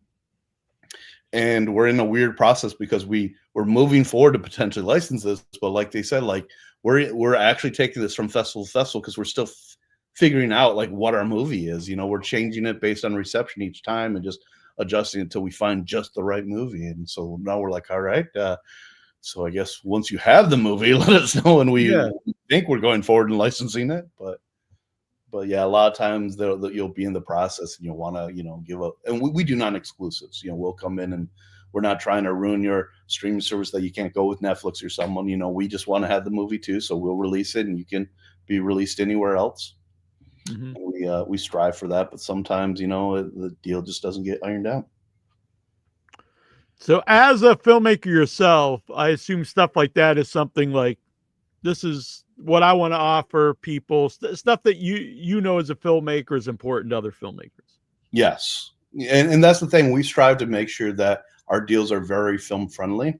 And whenever possible, when they need it, because sometimes they are just on their first or second film, like I tell them, here's my number. Like, ask me questions. I've done a million of these contracts, licensing them both, on both sides of the fence. I know how to put the sales caps in. I just told a guy who I just licensed his film from, a distributor, how in the future, please put these sales caps in, because your sales caps weren't right. Like, you got an overall cap, but you need to have a sales cap for the actual art, the key art cap. So they're only allowed to spend so much money on the actual art of creation of the artwork of your film, than a cap for marketing and festival, or a separate cap for marketing and separate cap for going to festivals.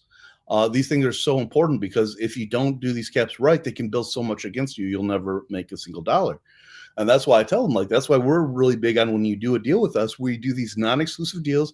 You don't even have to do TVOD with us. You can do TVOD, which is, for those who don't know, that's transactional video on demand.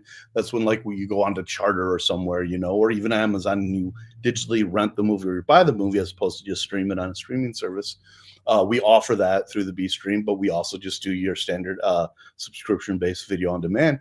But we break these things down, because, like I said, like, you succeeding as a filmmaker helps me. If you've got good stories out there about how, not only did we pay you, but we helped you and we gave you advice, like, that makes people feel comfortable with us, that, they're going to trust us. They're going to want to bring their movies to us. They're going to want to go ahead and sign those non-exclusive deals with us.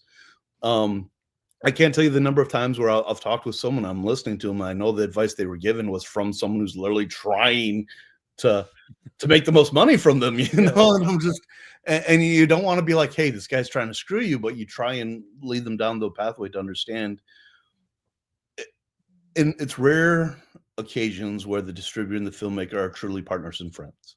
The distributor, because this is normal business, this is just Walmart trying to get the best deal on, t-shirts to put on their racks. Like, the better deal they can get, the more money they can make, and that's how they turn a profit. So they're not looking at you like this partner. Typically, they're looking at you as a way to get content as cheap as possible so they can turn a profit. Because, like you, there's not as much profit for them anymore. They're all freaked out, because home video used to be the biggest moneymaker. When theaters started closing up shop because of home video became the go-to. And eventually, for almost 20 some years, you didn't release a movie in the theater for the sake of turning a profit. Less than 5% of movies turned a profit theatrically annually. You released it, so you created more imprints, advertising imprints in markets. That's when newspapers, which people used to read, there were these things you open up, they were paper, and they had news and articles in there, and they had a whole section for theaters. And every time one of those little theater ads for a movie was in there, they considered that an advertising imprint. And the theaters were paying for those because they were trying to get people to come in. So the more imprints you got meant the more home videos companies were willing to put on their shelf for your movie. And they were paying big money for those copies. They were $80 some a copy in the VHS days, So that was big money for us. And the whole model of distribution, why filmmakers made so much more money back then, was because we knew even if we didn't succeed in theatrical, we're making even more money in home video, and we're all going to be rich. So it's good. You're going to make money. Everyone's making money. But then suddenly home video was gone. And so now all of a sudden you just had, and I know everyone's like, we're not dead yet. I get it. I love it. I still buy it. I have a gigantic physical media collection. If you're out there and you see one of our movies and you want to buy the DVD or Blu-ray, please buy it. I don't even sell them. Buy the Blu-ray DVD. It's amazing. But there's just not much of it left. The going to the really for hardcore collectors today. Yeah. I mean, Walmart's the last place, the last bastion, and they're not going to hold on to it that much longer themselves. Mm-hmm. So now you have theater and streaming keeps creeping up, eating up the windows, because people don't know better and they're new filmmakers. So they don't realize you don't have TVOD anymore making the same amount, because people are waiting for TVOD or waiting for streaming. And now TVOD doesn't make the same amount of money. There's no home video window. So now you're just sending it straight to streaming. So now we don't have the revenue, because our entire theatrical model was to make more home video. And now there's no home video. So now we have to find a way to make sure theatrical, if we even put it in, makes money. If not, the only money is streaming, and streaming deals were never meant to make you rich. Streaming was the last window. Everything else paid you better. So when you go to streaming, you go to die. So it's so important to understand, like, you got to hit the theaters. And if you can't hit the theaters, understand how to release your film, do TVOD first. advertise it, do non-exclusive streaming deals with streaming services, do everything you can, and don't do worldwide deals with a distributor. Sell your distribution deals to foreign markets, foreign territories by themselves. Otherwise, through those partnerships, they'll find additional ways to bury you. I want you guys to make money. That's why we exist. I started this so I could make more money, and the people that I liked, that I was friends with, were making more money, so that we can make filmmakers have a chance to keep making movies. So this is an industry that you can work in, and not your hobby on the weekends. Mm-hmm. No, it's really good advice for people on the festival scene. Like, you get their first movie, and someone comes to you, and you just think if it's an offer, it must be good. And I know from many friends that have been, ripped off very badly especially on their first deals. And I'm friends with Joe Castro, who has a Facebook group all about it.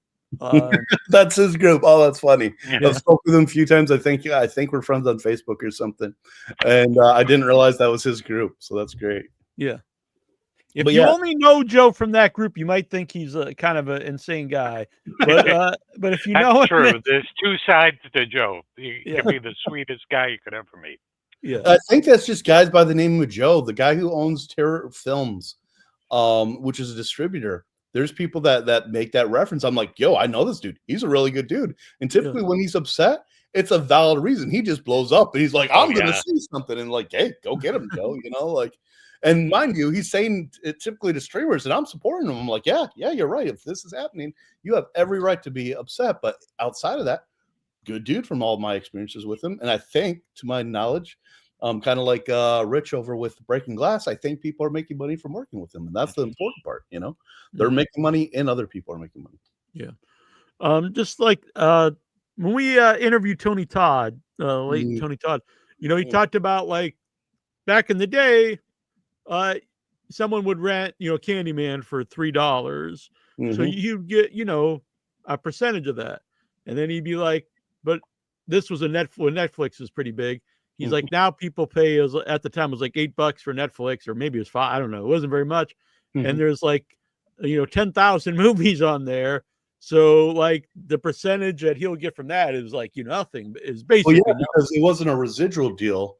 You get a one-time licensing deal. So you would just get your percentage off the licensing deal. There really was no way worked out. It was one of the things that I don't think the union really, when they went to bat to fight some of these streamers trying to demand, this additional source of income, like these streamers were saying, like, we don't have, we just license from you. Like, we don't have a per stream way, like, for this to really work, because not a lot of these streamers aren't making money. I don't know if people know this, but Amazon lost $1 billion. Disney Plus, owning Hulu, lost over $1 billion. They're not kicking butt with this. I'm I do I do a wrestling podcast too, and so I like Peacock lost like billions, and and Netflix, they bought Raw for billions, and it's a huge money loss for them. And that's hopefully they're using it as a lost leader, like when people say 50-cent wings. Those 50-cent wings aren't making that restaurant any money. They're hoping we buy the beer. Yep. But I really, it's so hard to feel bad for the multi-billion-dollar companies. But like, if those companies were more successful, they can help everybody. It helps like, the creators. Yeah. That's why I just did this today. I wish you could see some of these emails. I just explained to a particular distributor, talked about them earlier in the film, that I would love to pick up this other film. I'm grabbing a certain film with them because we're doing a deal with or we're talking to this company. It's a cool little app called Terror Cards. I was like, oh, that's really cool. And we're going to cross promote something. And they had a deal with one of our distributors. So we're like, oh, we'll pick up another title from them so that we can cross promote when this comes out. And they were throwing us this other movie, which I like the movie. It looks cool. But one of the things we say is the one thing we have to make sure we do, that we have to be smart about, that so many of the big guys showed us you have to, because they screwed up and didn't, is we have to try and grow our library as we're growing our subscriber base. So instead of having 3,000 movies released right at the time, and then none of those movies are making money because we only have 3,000 people, subscribe, with 300 hours or 300 movies or 3,000 movies, whatever. Instead of having 3,000 movies, we want 300 movies so that every film is getting watched a bit, so we can send some revenue to people. And if we get too big, let's say for instance, one of the titles he was giving us was a video on or not video on, it's a found footage film. And there's people who love found footage and there's people who don't. So we try and release a certain number of found footages when we get them per month, but we try not to, this month we have 10. No, we can't do that because some of those won't be watched. And then that filmmaker or that distributor is not going to make money. And for this to be a circle of life, we need everyone to win. Yeah. And like you said, you can give those movies more like feature that you can, if there's so many to scroll through, you do get to a point like, what am I going to watch? But if you have a certain amount, you can, what you're like, this one, I'll pick this one. And like you guys can, showcase that better. I get overwhelmed on Amazon Prime. Like I'll go through some and then just give up and go off and watch some fun videos. Yeah.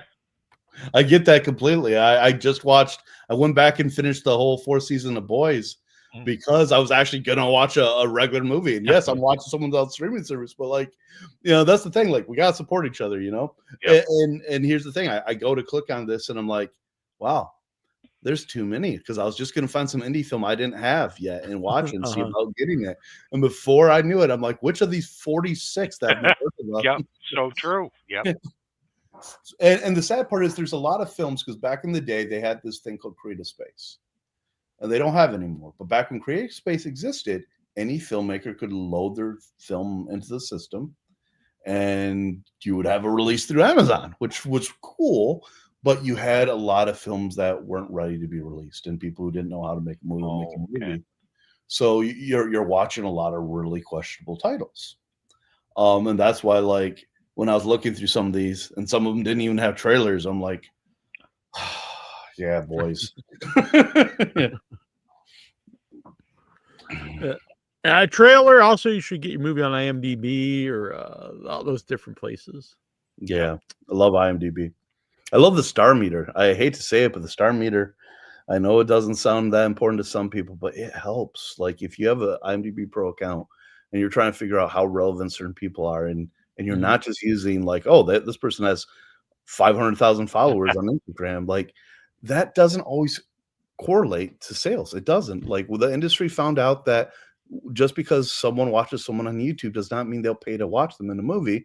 And typically sometimes it goes the other way, where they're like, they're hiring these influencers who aren't even actors, and it hurts the film sometimes if they're not a proven actor. I know many people. I might be the same kind of person. I hate to say that because maybe people would hire me because I'm on. But you'd be just like, I don't want to watch this because they've got, I think just the term influencer is off-putting. Yeah, well, you're a podcaster. Yes. Yeah, so you're totally different. That wouldn't count. Exactly. Yeah, I put my foot in my mouth so bad on that. I didn't even think about it, because here you are having this awesome experience working on this movie, and you're stoked, like, hey, cast me some more, let's do this, And I just read that. I was liking the post, and I'm like, I didn't even think about the way I said that. And it's not to say these people can't bring a value to it, but the 500 fans don't equate to the same as 10,000 fans on someone who's typically an actor, and they're known to be an actor, where people are used to paying to see their films. That person who might only have 10,000 followers, but you also look at the star meter and they're like, this person's 850 this week. You're like, okay. People talk about this person, Yeah. There's a lot of people. I'm currently the 104,628 star on IMDb. and that's see, you get it. And if you look at mine, it's horrible. But at one point, you can actually go back and you can see the great fall of Brad as an actor. You can see at one point, you're like, holy shit, for a year or two, you were a top 1,000-ish actor. Here you are, 1,100, 1,200, and it went for a couple years, and then nosedive. You're like, oh wow, your life crashed. What rehab were you in, Brad? I will. I use it a lot to for guests and all this stuff. And sometimes I'll see, oh, wait a minute, they're like in the top 50. There's no way they're going to come on the show. But and then there they are, because we just love this shit. Like I remember I used to do all kinds back when I was like a 1100-1200-ish star meter person. But like this is fun. These are I'm getting to have conversations that sometimes in the community I'm in I can't even have. I wound up I don't know if you guys ask me, sometimes people will ask me like advice or whatever, and I just say ask people. I mean, what's the worst they're going to say? No, exactly. Who really cares? We've been turned down, lots of times. I mean, they're not going to come beat you up or something. So if you ask someone and they don't, and they say no or don't reply, I mean, who really cares? The worst that can happen. Yeah. And they're already not on your show, so you have zero losses. Yeah. right. My favorite denial is from. Go on, sorry. No, I was saying my favorite denial, I mentioned this before, is William Shatner. I had asked William Shatner to come on, and immediately I got a reply, and I was like, oh, that's cool. I clicked on it. It says, William Shatner only does major media outlets, and major was in capitals. And I was like, and it's from his age or whatever. But in my mind, I'm like, I think this is just William Shatner. Like, he was offended that this guy asked him to come on his podcast. He's talking to you like he's I can't Rock say this, or but I'm going to say this. I know of a couple major celebrities who do actually run their own. Well, okay, they have a PR company who has access to it, but they have access and they talk in third person all the time. The time to people. Like, yeah, I don't exist. This isn't me. I've never used my account. I mean, he has never used his account ever. I did not know this. I don't know if I'm friends with John Devlin. I don't know if you know who he is. He makes some cool films of the trying to remember. There's something about an erection movie. But anyway, his YouTube was deleted. YouTube deleted his whole YouTube page. That is very unfortunate. Well, do we know why? What happened? I'm not sure. Yeah, I'm not sure, Pepe. So we need to know the backstory, because they usually do give you warnings and strikes before they would just completely delete it. But I mean, maybe, I don't know. I do know a lot of his stuff does have like a lot of penises in. So yeah, and that can happen. You'll get this nudity strike here or there, and you'll get a warning. But sometimes, at least on social media, they'll just slap the crap out of you when you get to talk. So years ago, and when I say years, 3 years ago, I have a pretty decent streaming following, personal following, right? And one day I get this warning, and then I'm just kicked off Facebook instantly, and nothing, and I can't even log in. And days are going by, and finally it's like, let's call it 10 days, and I log in, and all I'm seeing is this warning, like, hey, can you prove you're Brad Lyon? I'm like, last time I checked, I've been Brad Lyon with a blue check mark for like 15 years with you. What are you talking about? Yeah. And then they send me this thing asking me to send my ID. I just same thing for Facebook. Yeah. Huh. So yeah, this was Facebook. So I send them my ID, and then another week or so goes by, and they're like, your ID has a glare on it. Can you send your ID again? And I was so annoyed, and I was not that polite. Like there was no swear words, but it's kind of strongly worded. Like, this is ridiculous. And then they got me back. They slapped me, and they're like, "Well, thank you for verifying that you're Brad Lyon. However, after 28 days of accounts being deactivated in our system, they actually get purged now. So because of that, you no longer have an account, but you're welcome to start a new one. Your Instagram's also deleted because they're crossovers."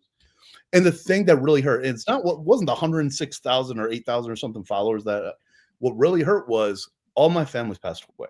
I'm the last surviving blood member of my line. Siblings, parents, everyone's gone. I buried everyone. I even buried my mother twice. That's a horror film. But I was not smart enough to back up half my photos. I just didn't think about it. Yeah. I think about this a lot. It's like there's just like the last 10, 15 years of like all these photos are saved there. Yeah. And so I lost them all. Like, I pressed the download your account, nothing ever happened with that. I did it like 56 times, and I have like one photo of my mother. She died during production of Thursday the 12th. I mentioned I buried her twice because we had a funeral for her the day before Christmas Eve, and they dug up the wrong plot. So they made me God. come back, or we had to come back the next day and give her another funeral on Christmas Eve. Wow. Which is also that correlates to that big like drop in my career, because then I just kind of like ran away to an island for a little while after 10 months later when my father died. Proudest moment of my life was his birthday. I finally had a career going well enough, because my pro career sure didn't do it. My football career, I never had enough money. I even owned a minor league sports team with him at one point from 2002 to 2010. We owned a team together. Still never made enough money. Finally, I'd made enough money in my career. I was able to buy my dad a brand new car for his birthday. And then 2 days later, he died. And I'm like, you know what? My choices aren't working this week. And just that so many people had passed on, kind of like that movie I was talking about, that I just kind of, I ran away, man. I ran to this little island, got this house on this tiny little island off the coast. And I'm like, this is what I'm going to do now. I'm going to just be cool on an island, because that was my plan for retirement. I'm going to run away to the beach and hang out at a little tiki bar and just, sleep with random tourists, and never take life seriously for the rest of my life. And here I was doing it, in my 30s. And then like, a year in, I'm like, wow, this sucks. This is really boring. This is the same thing over and over again. It's like, yeah. Yeah, I don't want to do this for another 40 years or 50 years or something. That's when I decided to come right back out of retirement. And I always tell people, this is how fleeting any type of fame you might get is. And like, it was good enough to the point where I remember getting off the airport at JFK, and I never thought anyone would ever recognize me in New York. I'm a nobody. And I had people coming up to me at JFK, like, hey, we just saw you, it's because of TMZ, but we just saw you. Can I get a picture with you? I'm like, oh my God, yeah, please. Can I get one? You're the first person who got this in New York from me, So I was pumped. But I remember right before I had quit, I didn't have a PR company. And I had probably 100 voicemails from different PR companies at that time trying to like take over. And I made a list when I came out of retirement of the 10 that I wanted to work with from all the voicemails and emails I still had. And I called all 10, and 8 of the 10 didn't remember who I was. And that's how fleeting this shit is. 1 year later, and they didn't even know who I was, man. So guys, if this is going to be your industry, have some thick skin. Don't get emotional. Just know they're going to forget about you. They're going to hate you. They're going to tear apart your movies. Enjoy it with a smile, and know that you have to stay relevant, or they'll forget about you and you won't have any value. Start again, but be willing to keep doing it if you love it. Yeah, the internet's not always a nice place, but there's also that's how you meet a lot of people today. And I think that is why a lot of cult movies have become like bigger movies, because when we're growing up, like, you think you might be the only person in your town that likes Halloween 3. So you're like, man, no one likes this movie. And then when the internet comes around, all these people that liked it in their own town, they all like, hey, we also liked Halloween 3. And then so like, oh, there are a lot of people like this. And then other people start to like it. And now I would say it's a minority who dislikes Halloween 3. You're probably right. I mean, and after all, Halloween was never supposed to be about just Michael Myers. That's why Halloween existed. Just they wound up having so much footage, and it went over well. They're like, all right, we'll go ahead and make a sequel. We got this extra footage, and it did well. We'll do this, and then we'll get back to it in part 3. And then boom, people are like, what is this shit? Where's Michael? I always loved it. It's weird. It's probably my favorite of the sequels, honestly. But I don't know. It really is a standalone movie. Right? Yeah, it's definitely better than 1. Yeah, that's the breaking point. That's the breaking point of the canon line when 3 came in, because it's 1 and 2, and then straight to the 2000 and late teens ones. Yeah, and it's like, so H2O. I'm not here to talk about Halloween, but H2O. It's like, we'll bypass everything after 2, and then the newest one's like, we're gonna bypass everything after 1. And I'm like, do they not remember doing the exact same thing? And then after all of that, you make this epic Michael Myers character for 40 years of our lives, and and then you're like, you know what? We're just gonna throw them on top of the table and finish them off. Yeah, What? okay. That last The movie's so weird. weirdest fight. Yeah. Well, the first part of the movie, it's like he's just like he got killed by like some bums in like the sewer or something. And then like they start up a whole other character. It's like that's gonna be like take over for Michael Myers, and then he just gets killed. And I'm like, so this is like and this is the final movie of a trilogy. And I'm just like, what is happening? This movie. They just watched Game of Thrones too much, man. The writers are just like, yo, I love Game of Thrones. They just kill everybody. Kill off any main character walking around. And it works for Game of Thrones, but it was a little questionable how I still enjoyed them. They're all right. It's just like I wanted, like, when you have an epic character and you're saying this is the end, give us just this epic moment, and it just didn't have that final moment for me. But that's because they weren't like, this isn't really the closed door. Look, we have this kid who could still be coming back and killing people, you know. Yeah, he's just no longer Michael Myers, whatever the hell his name was. Then we'll just abandon that and then go to the I don't know. It's like 3 movies in one movie, but it's the final of a trilogy that doesn't really address the other 2. It was a real mess. I never made it that far with the new trilogy. No, yeah, the first one was enough for me. I couldn't handle anymore. Troy, what's your go-to? I'm usually an old monster guy. Like, give me some Universal monsters. I like, anything like that.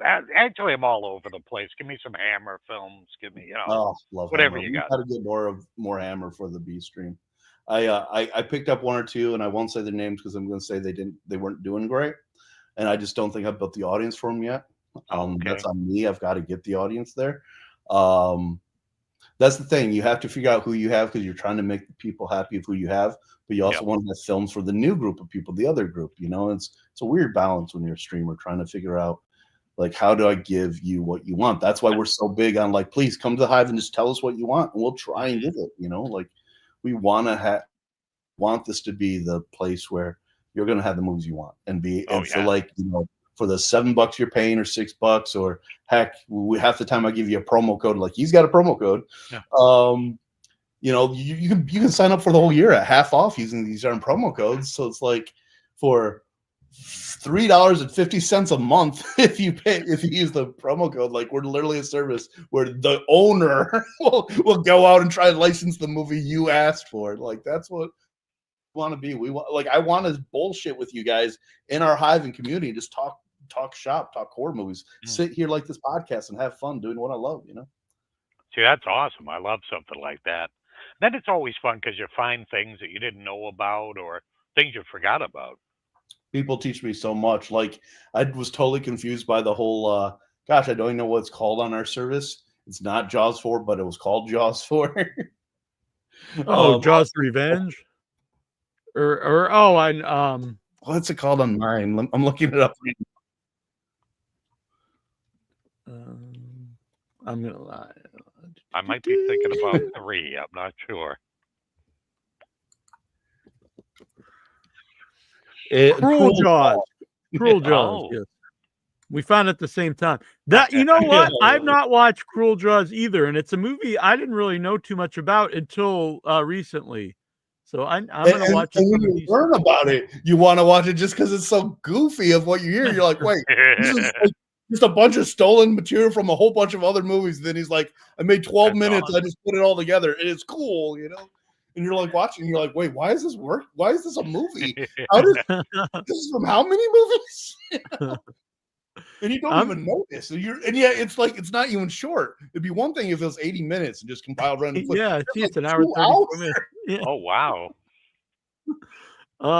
Adam here, Dreamscape Productions, more Sword and Sandals movie. Oh, I'm down with that. Know this, Adam, but something I've talked about, Troy and I, we would like to do, even though I know it's not horror, we want to do a Sword and Sorcery month sometime.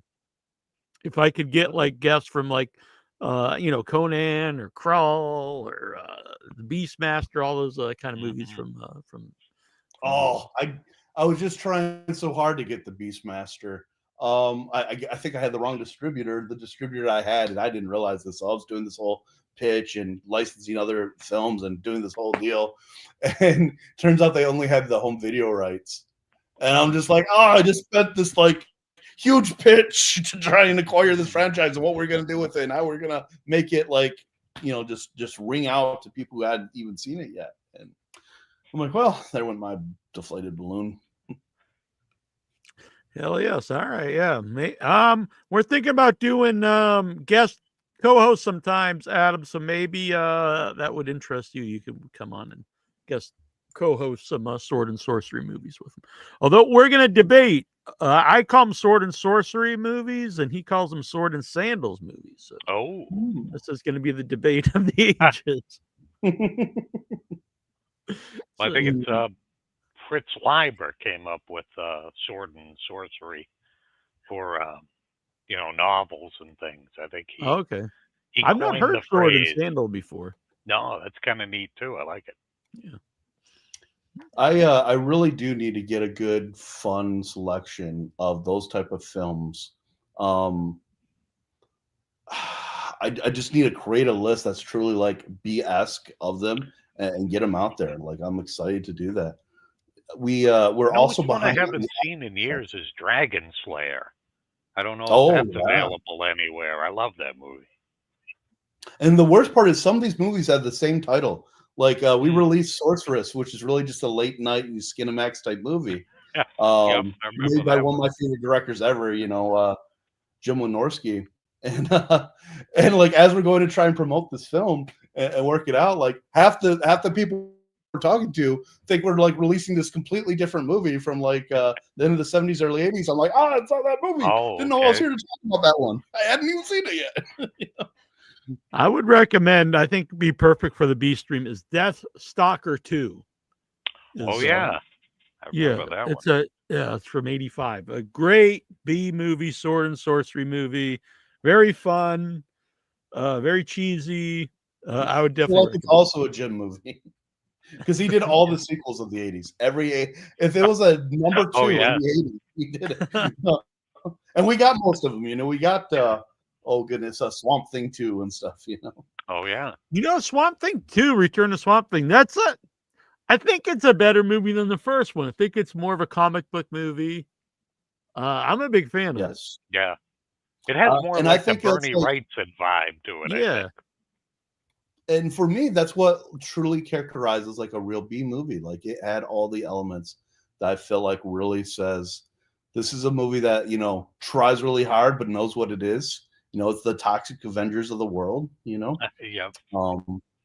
And I just really loved it. I thought it was kind of what I would love to see more of, like when they re-released like Mighty Morphin Power Rangers as a movie, but actually made it like for the fans that like were there when they were kids, like an adult Power Rangers, where it's hard and people are dying and shit's going crazy. Like that's what that Swamp Thing 2 to me was. It was Teenage Mutant Ninja Turtles or G.I. Joe or Power Rangers, but we made it for you guys.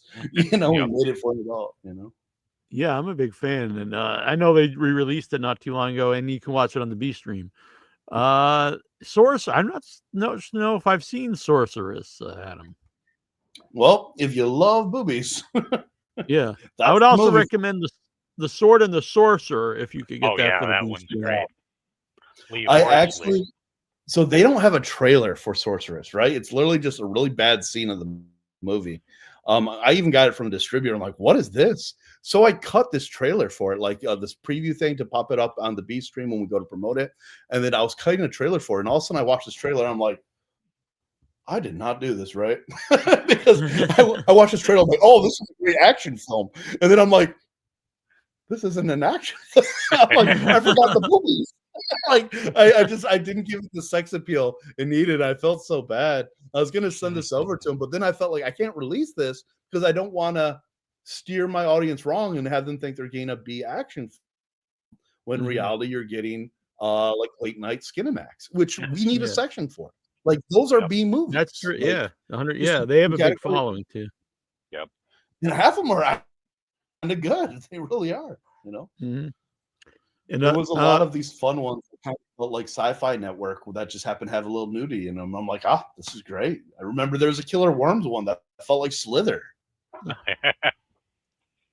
The Sword and the Sorcerer. This is a spoiler from a movie from 1982, but so the end has a great death scene of a guy, getting thrown off a cliff, and you see him. It's a real guy, so you see him falling and screaming. But the guy, the stuntman, really died in that. He really jumped off the cliff and died. But they keep the take in the movie, so you're literally seeing. Which I hate to laugh, but it's in the movie, and I didn't know until modern day. I watched many times as a kid that the guy actually died doing this, and I had no idea. That is insane. Yeah, but then I think maybe if you did die making a movie, it would be like, at least if they used the take, it'd be better than it not being in it. I don't know. I don't know what I would think, but that's how I would feel, I think. So I'm going to tell you a story that I feel really bad about. Little Creeps. We have this scene, a very racist scene, but like it's humorous racist. We're talking in the opening scene. We're talking about the black guy dying first. It's this like period piece set like the 1500s, and as you go later into the film, and once again, like I'm still heartbroken over this film. I'm in the film, and I have this scene where we're at an Asian restaurant. And this one guy's kind of being racist, and he's not trying to, but like he's like, "Hey, you're gonna be ninjas, like what are you gonna do? Chop me up?" He's like, "You say that one more time, and what are you gonna do? Chop me?" And all of a sudden they are ninjas. They come out of the background and like ninjas come in. They're like, "We're gonna whoop your ass," I'm like, "Oh damn!" So there's this fight scene, right? And we have this amazing stunt coordinator. He is phenomenal. And thank God, like I feel so horrible about this, but he takes, he credits himself like, I didn't know. I missed my step. I don't know how this happens. I've been doing. I didn't take the step. I'm aware. Like, not your fault, Brad. But so we're doing this scene. He goes to do his thing. I do my overhand right, and my overhand right completely. Oh. The rest of the stunt coordination was pretty bad. Like it didn't work out. Like it didn't look great. We turned it into like a Batman and Robin from the 60s thing. But the punch connected. And this man went down, and he went out, and we had to bring him back. I know Epsom sauce the nose. But the worst part about this is not just his face. Luckily that was the last thing we needed from that scene to agree to cut it, because he was hurt for a minute. But the worst part of the fact, like he had this giant swell up, and we wound up using the footage from that scene, was his wife called immediately. And we didn't know why. Like, wow, that's some connection. She heard. And his wife gets on the phone, and she's like, "Johnny, your dog died." And he's like, "When?" She's like, "Just a second ago."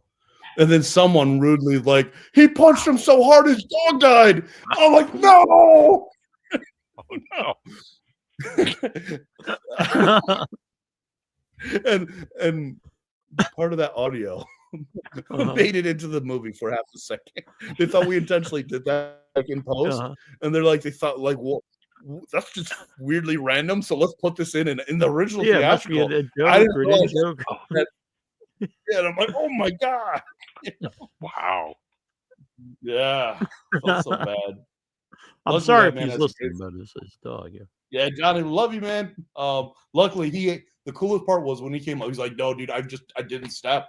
Like I was supposed to take the step back from the camera angle, and you're supposed to like just miss me, but it looks like I got hit. I didn't move my feet." And I thought I screwed up, but here I am with this great martial artist, and I'm just like a wrestler dude who's not the best. Like, I've stunt fought many times and I coordinated these, but like I could have, I thought maybe I flopped. He's like, "No, dude, I didn't move." Like, I don't know if I just thought you'd have slower hands or what.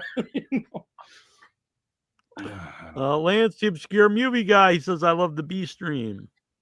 And we love you for loving it. And we also just love you in general, Lance. You're awesome. Yeah, it's a pretty sweet name, too. I just want to mention, coming up soon, I'm trying to schedule this with him. Joshua Sinclair of the 1971 Lady Frankenstein will be on the show, and you can see Lady Frankenstein on the B stream. That was such a cool coincidence when you told me that. Yeah, that was not planned. Yeah, I'm very, very excited about having him on.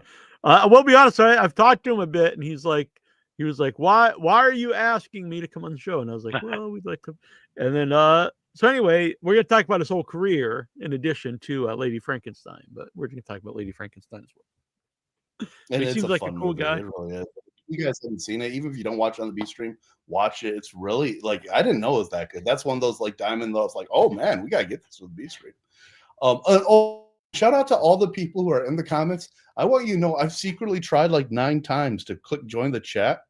It just keeps giving me an error, like we can't connect your YouTube page. Sorry, you suck. And I'm like, yo, I'm bad. Yeah, I know it's yeah. When I'm on the show, sometimes it's weird about that too. Yeah, I've literally tried at least 5. Like, if you ever see me lean like this, I was probably trying to connect and being frustrated. And I always like to say, appreciate wherever you're watching the show. We're streaming on several different Facebook pages, Without Your Head page, my personal page, a group, Twitch, wherever you're listening to, that's great. But if you really want to be interactive with the chat, please come to the YouTube page, because I can't pop up a lot of the stuff from the different Facebook pages or Twitch. So, but I appreciate wherever you're watching it. That's cool. But if you want to be more interactive, definitely join the YouTube chat and hit the like button. Hit the like button. Subscribe. All that's free. And if you would like to help support the channel, you can become a member. It starts only $3 a month and help cover the cost. And seriously, guys, I know it sounds like a sales pitch, but it's integral to, like, when you support these guys, you're supporting us too. I don't mean the B stream, but I literally mean guys who are making movies, because it's these people that help us get the word out. It's how they help us spread it. So, like, if you care about like horror films, or you care about any of your genre stuff, or just whatever movies you love, like, it's these type of shows we need. So subscribe to them, like them, follow them, let people know about them, because that enables us to spread the word. Because there's a lot of movies out there that, you know, Disney and even Netflix and Paramount, they don't own, so they're not going to advertise. So no one's going to know about us if you don't hear, because we don't have $100 million to advertise. We want you to know. We want to pay. We just can't afford that. And it's really fun. That's a rewarding part of doing the podcast, is like finding something. Oh, wow, this was really fun, or whatever is cool, and telling people to you guys should check this out. That's a rewarding part of doing the show. Mm-hmm. So the bstream.com, use promo code NOHEAD. You see cult classics, underground movies, a lot of cool stuff, festival favorites. So if you're like myself, it really depends what kind of mood I'm in. I like all kinds of horror movies. So I might want to watch a splatter film, a zombie film, a new cool independent film, whatever. I'm in a classic I've seen a bunch of times, or maybe a hidden gem that I've not seen before. Mm-hmm. So, you can check out all kinds of cool stuff on the B stream. Become part of the Hive, which I've not really interacted with, and I'm going to interact more. I'd like to be part of that. I'm kind of looking forward to that part too. Yeah, that's very fun. I appreciate you guys. We're looking forward to have you, because if you're anything like me and like talking, we could use it. That's what community is about, is share our thoughts and collab. And where can people follow you yourself if they would like them to, if you would like them to? So if you go to bradleolyon.com, luckily it's spelled right there, so you don't mess up and accidentally put an I in there. It's got all my links to my Instagrams and my Facebooks and my TikToks, but they're all typically either at bradleolyon, or occasionally it's, I think, like on Instagram, it's the real Brad Lyon. Typically because I lost my other account, or there's 14 other fake ones that aren't very good. Like, I actually really like the fake ones when they're done well. I pissed off a group on Facebook once. It was an anti-Brad, the filmmaker group, and they made some of the coolest, like, they made these like fake posters and like made fun of my movies, but they did so much good photoshopping. I wound up getting the badge for like their #1 fan, and they got so mad they closed the group. And I was like, no, don't. This is so cool. Like, I was a big fan of like hating on me. I'm like, yeah, you're right. I was terrible in that scene. Like, oh, like there was this one. I'm gonna go join that. Yeah, holy, it don't exist anymore. I thought they just banned me, and I used a fake account. And like, this isn't any fun anymore if he's actually getting a kick out of it. We want him to hate his life. And I was like, no, you're right. I remember they were ragging on me once really bad for allowing Lark Voorhees, Lisa, to have accidentally slipped into a British accent. And I remember like panning them. I'm like, no, that's a real accent. She's not even American. She just accidentally slips into American accents. And they were just so frustrated. They're like, that's not true. Remember Saved by the Bell? I'm like, what's Saved by the Bell? I mean, obviously half my cast is from Saved by the Bell. I know Saved by the Bell. They're getting so frustrated, like sending me links and shit to Saved by the Bell. I'm like, oh, dude, I'll check this out sometime. That's amazing. Days. All right. Well, this has been great. We'll have you on anytime if you want to talk about new releases. We'll have you on talk about your own movies. It'll be good. Just talk about anything in general. Yeah. Awesome. It's been such a pleasure, guys. Thank you, Neil. Thank you, Troy. Yep. Thank Thank you all you so to much. the Without the Head fans out here. It's what a fun podcast. Thank you for all you guys. Please remember, whether you come and follow me or not, I appreciate it if you do. I appreciate you subscribe to the B Stream, but keep supporting these guys. Keep supporting the people that are getting the word out, because whether you like my stuff or not, there's going to be someone on this show that they're going to introduce you to. Then you're going to like their stuff, and if you don't support them, you'll never know. So please do. All right. We'll Take talk care, to you everybody. soon, Brad. Yep. It was very Thank fun you to so talk much. to you. Yeah. My pleasure, guys. Yep. We'll talk to you soon. Boom. All right, Troy. We're going to go to break here. I'm going to refill my coffee.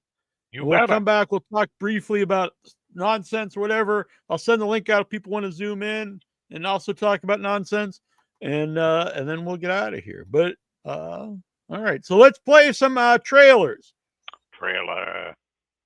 All right. So, here's one. OnlyFangs, the new OnlyFangs movie.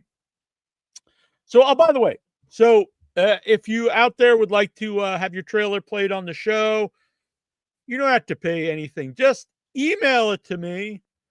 Email it to us, withoutyourhead@gmail.com, or message one of us and have it downloadable, or send us a link. And it can't have like boobies and nipples and stuff. It's not because Troy and I are prudes, but YouTube will like, no, stop it. So send, and we will play it. So we got a bunch of them here. And for right now, we're going to play OnlyFangs, which I believe they just finished principal photography. Oh, Anthony Chabot will be happy. Mm-hmm. And then we'll be right back. We are the Monster Boys! You gotta find a new conspiracy, bro. There's no such thing as monsters. I don't care what you say. I'm gonna find that fucking monster. Wes, where are you? Hello? What's happening? Hey, man. Are you alright? Wes! I saw a monster hissing me and dead eyes and sharp teeth, and I got it all on video. Scarlet! And this guy saw me in the park, and he got away. We'll fucking get him. Nobody will ever hurt us again. Never again.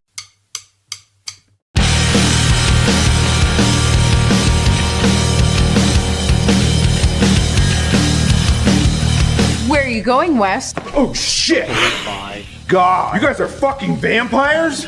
Awesome! Awesome? I have loved monsters my entire life. You could be making so much money. You get bit by a real-life vampire. Dudes will pay big bucks for that. I can design a website and an app. Then me and my friends will take photos of you guys, make sexy videos, and we'll just wait for the subscribers to come rolling in. You sold me, Wes. But I'm gonna tell you this. Don't fuck with me, or else I'm gonna fuck up your whole fucking life. You got it? We don't even know these people. They could be psychos and kill us. Dude, relax. They already promised not to kill us, right? Oh, no killing? That's the best part!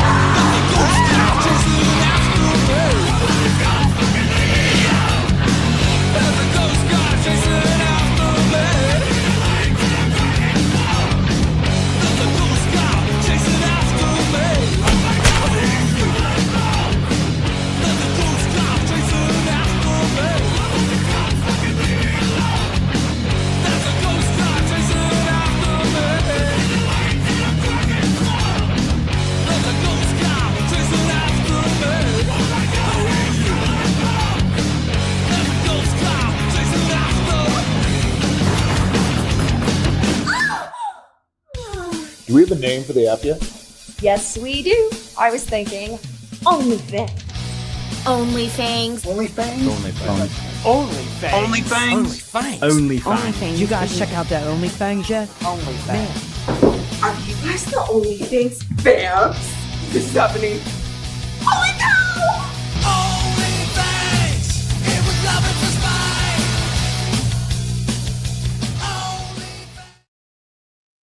Yeah, all right, we're back here. Only Fangs.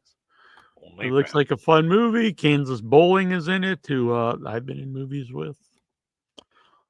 2 movies, actually.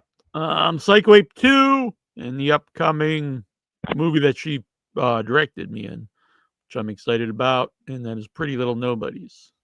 Nice. Shot on 16 millimeter. Oh, ho, ho, ho. Big time over here. So let's see here. All right. So I wanted to show this. This is really wild. The cover of the new Fangoria magazine. Oh. Got the Toxic Avenger. The new one. I'm really pumped to see this. I think it should be good stuff. You know, there was talks it wasn't going to be released. It, you know, it played a couple festivals and got a good reviews. And, you know, there's a lot of people that were skeptical about remaking, you know, the movie in the first place, especially like a big budget remake of like a real like icon of cheap movies. So it's yeah, like, so it's true. almost like the anti idea to do a big budget remake. But most people who've seen it have really dug it. You know, Todd liked it a lot, who did reviews for our website.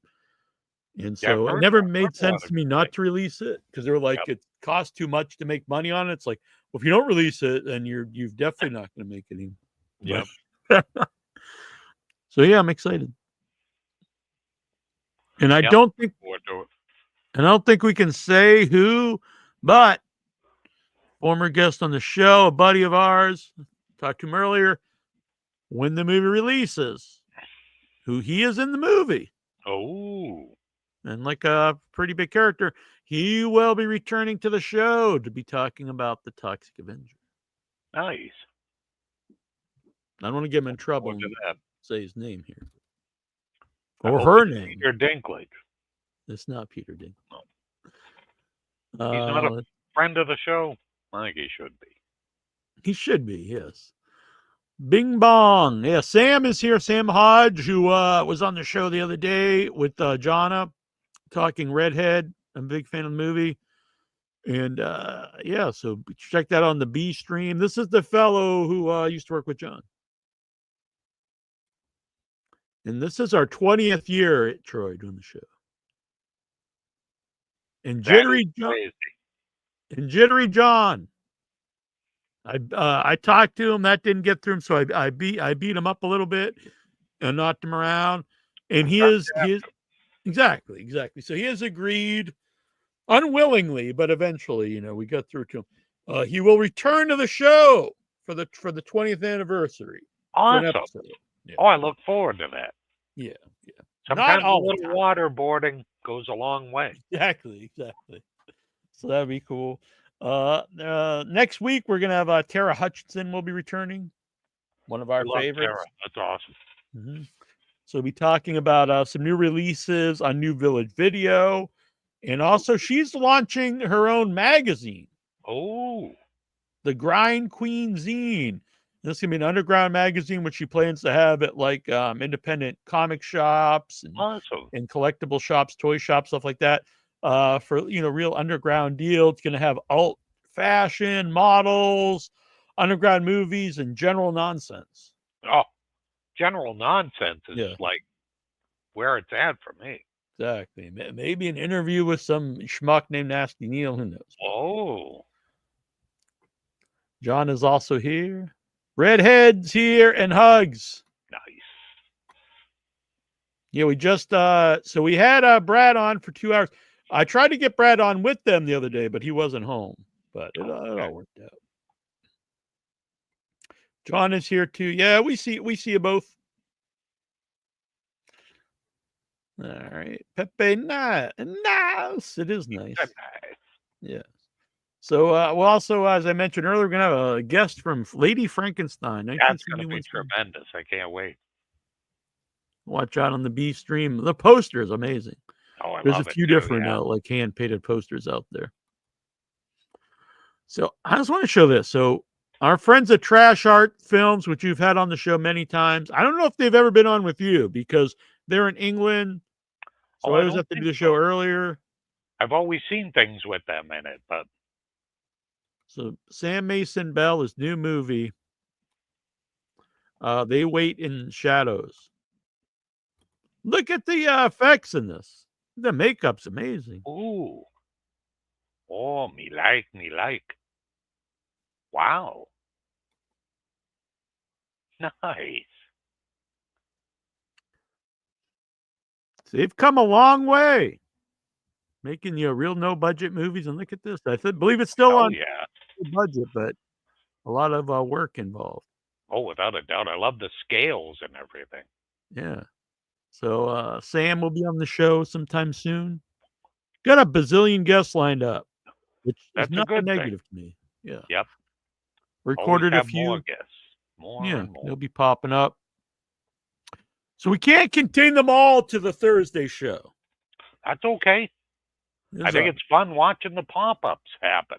Yeah, so they'll be popping up sometimes live, sometimes recorded, whatever. So what you have to do, Troy, is you have to subscribe here on YouTube. Well, one of the nice people that gifted memberships gifted me a membership. Yes, Mike. Which was kind of neat. And then I get to watch like some of the pop-up shows that you're doing and stuff. It's great. Yeah, so you get early access to the recorded shows, sometimes a week in advance, sometimes, a day or two. You'll get to use the cool little 8-bit emojis. Yep. And you also help support the channel, which is a big deal. Yeah. And if you get the top tier, you'll also get IMDb credits as a producer of Without Your Head. Oh, that's pretty nifty. I like that. Be a producer. Why not? Mm-hmm. So I'm going to disagree with Brad on something. I really like Clown in the Cornfield. Oh, I did too. I started out probably the first half an hour of the movie. I was like, I don't know if I'm loving this. And then it took a fun turn, and I was like, okay, now I get the gist of the movie, and I think like it's a lot of fun. I really, really liked it. Yeah, I'd go see it again. I thought it was a very fun movie. I'd highly recommend it. I actually did think the kills were fun. It was I thought it was bloodier than I thought it was going to be. Yeah, and like I said, for being based off like a young adult book or a series of books, now I'm gonna have to go and find them and read them just to see, like, how it matches up. Yeah, pretty likable. I can't imagine cast. they're as bloody as the movie was. No, yeah, I wouldn't think so either. Pretty likable cast. Yeah. I'm normally not a fan of Will Sasso as a comedian, but I thought he was good in the movie. Yep, he was. And so was the guy that was the mayor of the town. Yeah, I forget his name, but he's in a lot of stuff lately. He was in Abigail. Oh, okay. He was in a few movies there in a row. He was kind of hot there for a while. I don't mean like whoa, man, this guy's got it going on, but hubba. Yeah, hey, probably a lot of people think that. I don't know. But so we also saw trailers for Bring Her Back, which comes out at the end of this month. That one looked great. Just the trailer alone looked so good. So yeah, I'm very excited for that. So we have a new theater. I was just saying town, but it's not in town, but it's close to us. And they have a Tuesday special, I think it's $7.50. So we'll probably see it on a Tuesday, but it's pretty cheap anyway. But definitely that's gonna be one we go see. And Megan 2. Oh yeah, I've never seen the first one. I'll have to watch it before the new one comes out. That's a movie that really surprised me because I go see just basically every horror movie that comes out, but I was like, I'm probably not gonna like this. I don't like a lot of Blumhouse stuff, and it seemed like a copy of Chucky or whatever. And it's very funny. It's a great dark comedy. Really has fun with the premise. Everyone in it's very fun. Just an all-around really good movie. And this sequel looks great to me because they really have fun with the premise of just how absurd the idea is of bringing Megan back and making her more powerful. It's like always in like all these Jurassic Park movies, like, well, these dinosaurs destroyed, all these people. Let's redo them and let's make one even bigger and more dangerous and smarter than the other ones. Yeah. And now it can like blend in with its surroundings. And well, why are we doing this? Just because. Yeah, it's Okay, like, it seems cool. like a good idea. The other ones, they wreaked havoc and killed everybody. But it'll be totally fine if they're smarter and more Oh yeah. powerful. What's the worst that could happen? Yeah. So this is kind of the idea of Megan 2.0, but they're aware of that. Mm-hmm. So I liked it because she was given the whole like spiel of like, hey, I want to be stronger and faster. She wanted the whole $6 million man thing. Make me taller while we're at it. Yep. Craig, I just got into Milwaukee for a job. So hello from Milwaukee. Hello, Craig.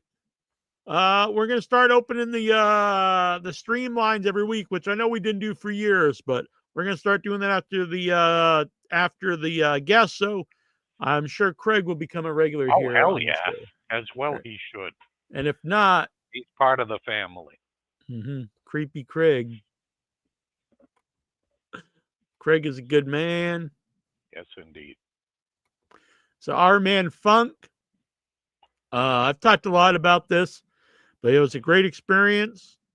Some negative experiences, but you know what? Once now that I start to look back, it's like I just remember the really good stuff. Oh, exactly. And the good stuff is what we filmed is fantastic. I think it really elevated what was from the script, and that's not a knock on the script. It's the skeleton of the script, the heart of the script from Bill Whedon, and then the vision of AJ Cutler really worked. Amazing photography from Jimmy Scanlon. Michael Epstein coming in, really helping. Brian Northrop really got the ball rolling as producer, because for years this movie is around and it was not going anywhere. Brian gets in there and like, hey, this is now happening.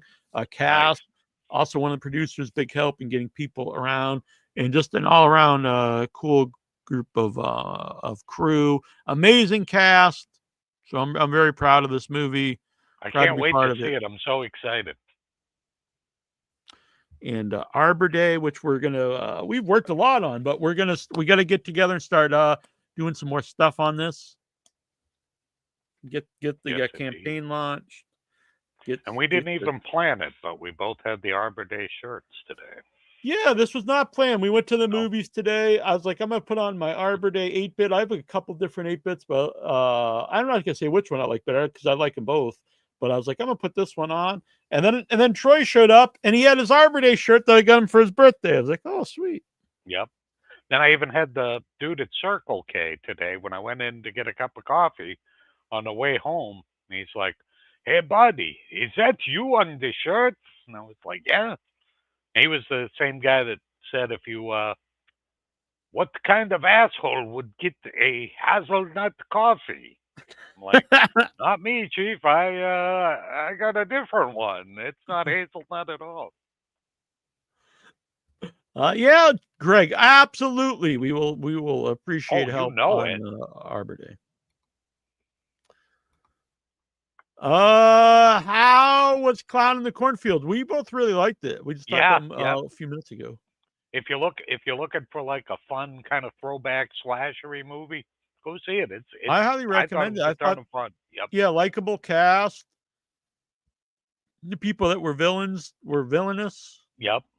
I thought the twist in the movie was really well done. I actually did not see it coming. Yeah, a couple of the twists I really dug, and and I kind of like it because they kind of like gave the finger to some like tropes of certain slashery films, and I like that. Yeah, I like that too.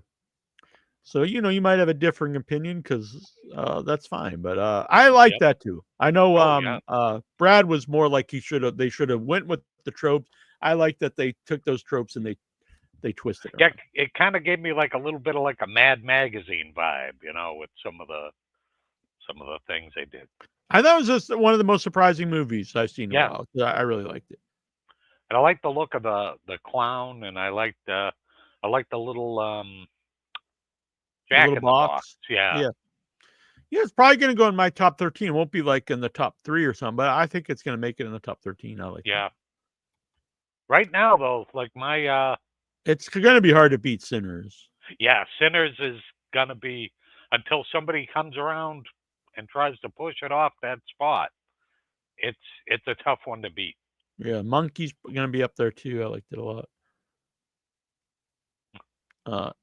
Craig, as a joke, you should be in Tobanga from Helicane. That is very true. Maybe we can fit that line in somewhere. Oh yeah. That's Well, a yeah, we good, got to work on some Misfits tree song, stuff. too. The what? That's a good Misfit song. Oh, That's that's true. came. I say we, but really Troy's got to work on it, I guess. but I am willing to help out however is needed. Yeah, but man, I'm having fun doing it. It's all good. I'm actually working. I'm going to start working on the puppet. I'm going to have a go. I'm looking forward to that. I can't wait to see what you do in that. The monkey is pretty good. Buzz. Oh, we'll have to send that to him. Yep. Take a picture of that for me later, and I'll send it to him. I'd send it over to you. Oh, you did? Oh, okay. Yeah. And then, yeah, and you can bring it over sometime, and I'll scan it. That's what I've been trying to do lately is make a little cartoon of our guests each week. I like that. Maybe we could bring back some of the comic book stuff once in a while. Too. Oh, that'd be fun. Yeah. Yeah. It's kind of like I did the Bill Whedon with the con. Oh yeah. Bring that over to me or did you bring it over? No, I think I got it here. Okay. So. Yeah, bring them both over sometime if you don't mind. No, not at all. I'm going to send that to him right now. I'm telling Troy drew this of you during the show. All right. You're seeing me in real time text Brad Line. Sorry, meant to say something. Yeah, I knew what you meant. I got you, Craig. Maybe everyone else thought, like, what's this moron talking about? Or maybe he's hitting the sauce again. Or something. Speaking of. Like, Craig's drunk again. No. Yeah, I love that monster in that anyway. He's just so crazy. So, Troy. Yes, sir. Do you know the movie Jason X? Yes. Now, what is the most iconic part of Jason X? Oh, probably the liquid nitrogen or whatever the hell they freeze that woman in, and she shatters. So, Arrow has put out an ultra high def Jason X Blu-ray package. It's filled with extras, all kinds of wild stuff. So, we got a copy. Thank you, Arrow, along with Jason Goes to Hell.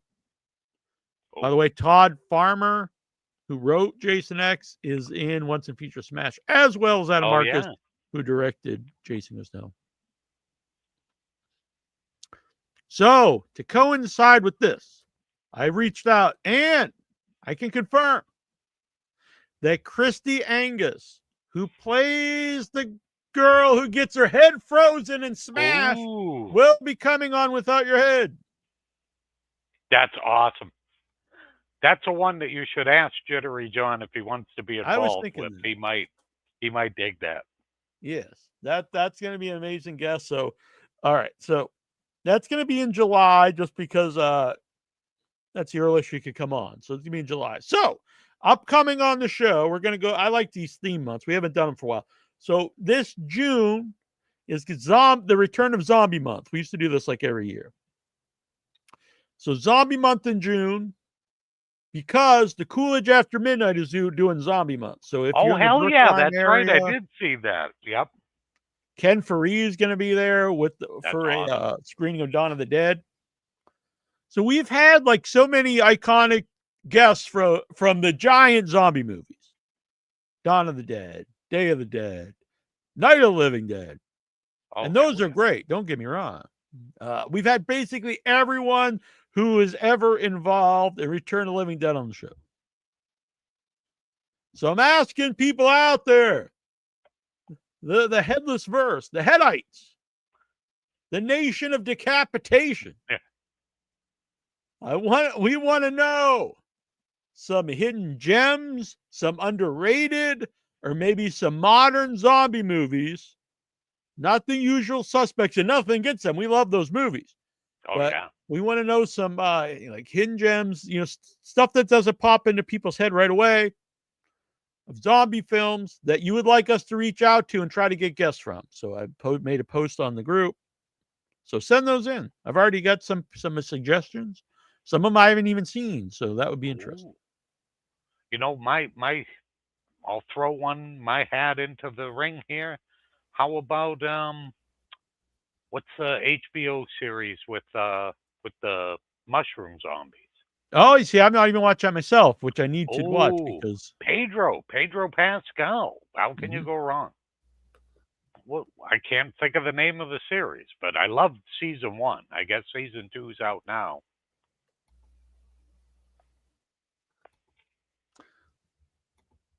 we have Ludite Supreme. Hey! He's bringing the zombies with him. Oh, yeah, am I bringing them? I thought you were going to bring them. I threw mine into the ring. I got my mushroom zombies with me. Oh, cool. Are they sharing their mushrooms? I think so. Yeah, it's not nice to bring mushrooms unless you have enough for the whole class. That's true. Yeah. Well, I think with theirs, they spread them, so just get bit, you'll get plenty of mushrooms. You'll be fine. It's not contagious. It's called sharing. Okay, very good. Very good. Brad posted the picture already. He's very happy. So tell him thanks so much. It was a pleasure being on the show. Great host. And he just posted it on his Facebook as well. Oh, too cool. Craig suggests Greg Lamberson's I Was a Teenage Zombie. That's a good choice. Yeah. And we actually did a I Was a Teenage Zombie cast and crew anniversary show a couple years ago, which was really fun. Have you ever seen Eyes of the Dead? It's a point of view zombie movie. I have not. No, I haven't either. That sounds good. I do like your idea, though, of the Sword and Sandals month sometime. I think that would be pretty awesome. And since we already have one, July will be the return of Slasher Month. So there's another thing. We've had lots of franchise guests on. We'll probably have some more because we already have one from Jason X. But if you can think of some underrated slashers, you're like, hey, this one doesn't get enough love, let us know, and we will see what we can do. Happy birthday to me. There you go. Oh, it's your birthday? Oh, happy birthday. No, the movie. Yeah. Oh. Which actually Troy's shirt is a takeoff of Happy Birthday to Me. Yeah. That's a good one, though. That was a Canadian tax credit. Oh, that's all true. right. Yeah, we did have a guest on, Lisa Langelis, I believe, was on the show years ago from Happy Birthday to Me. Children Shouldn't Play with Dead Things. That's a good zombie movie. Oh, yeah. I dig that one, too. So, yeah, we got some good... That movie always weirded me out because the movie said it was a black comedy, so I tuned in expecting to see like J.J. Walker or like Richard Pryor. Dynamite! And they Did you return it? Yeah, like, what is this? Yeah.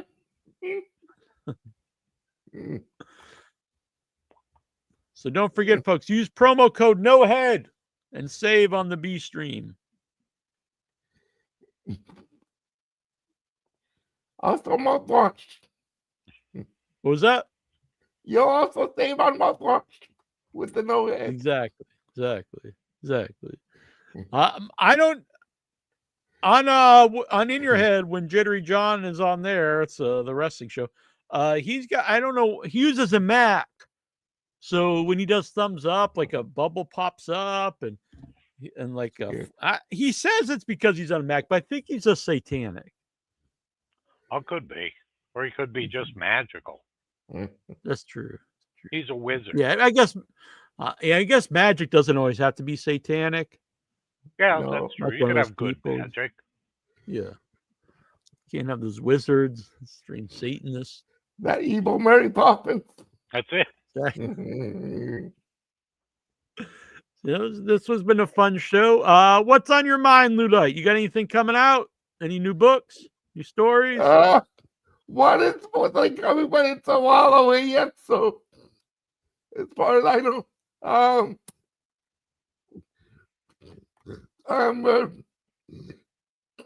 trying to settle in to watch something, but I can never pick. Like you guys say, like I need to see a lot of stuff, but I never feel like getting down with it.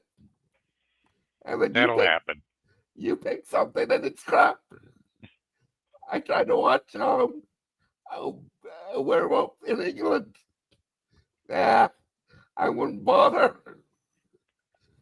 It sounds So good, Alex but Winter has announced that they're putting out, they're re-releasing Freaked. They're putting like a remastered version out, which people have wanted for a long time. So, and I think he's getting behind it himself to get it released. That's pretty cool. I haven't seen that one in a minute. Yeah, we had Alex on the show last year. Maybe I could get him back on for a single interview. Oh, that'd be cool. We can talk about this. That would be fun.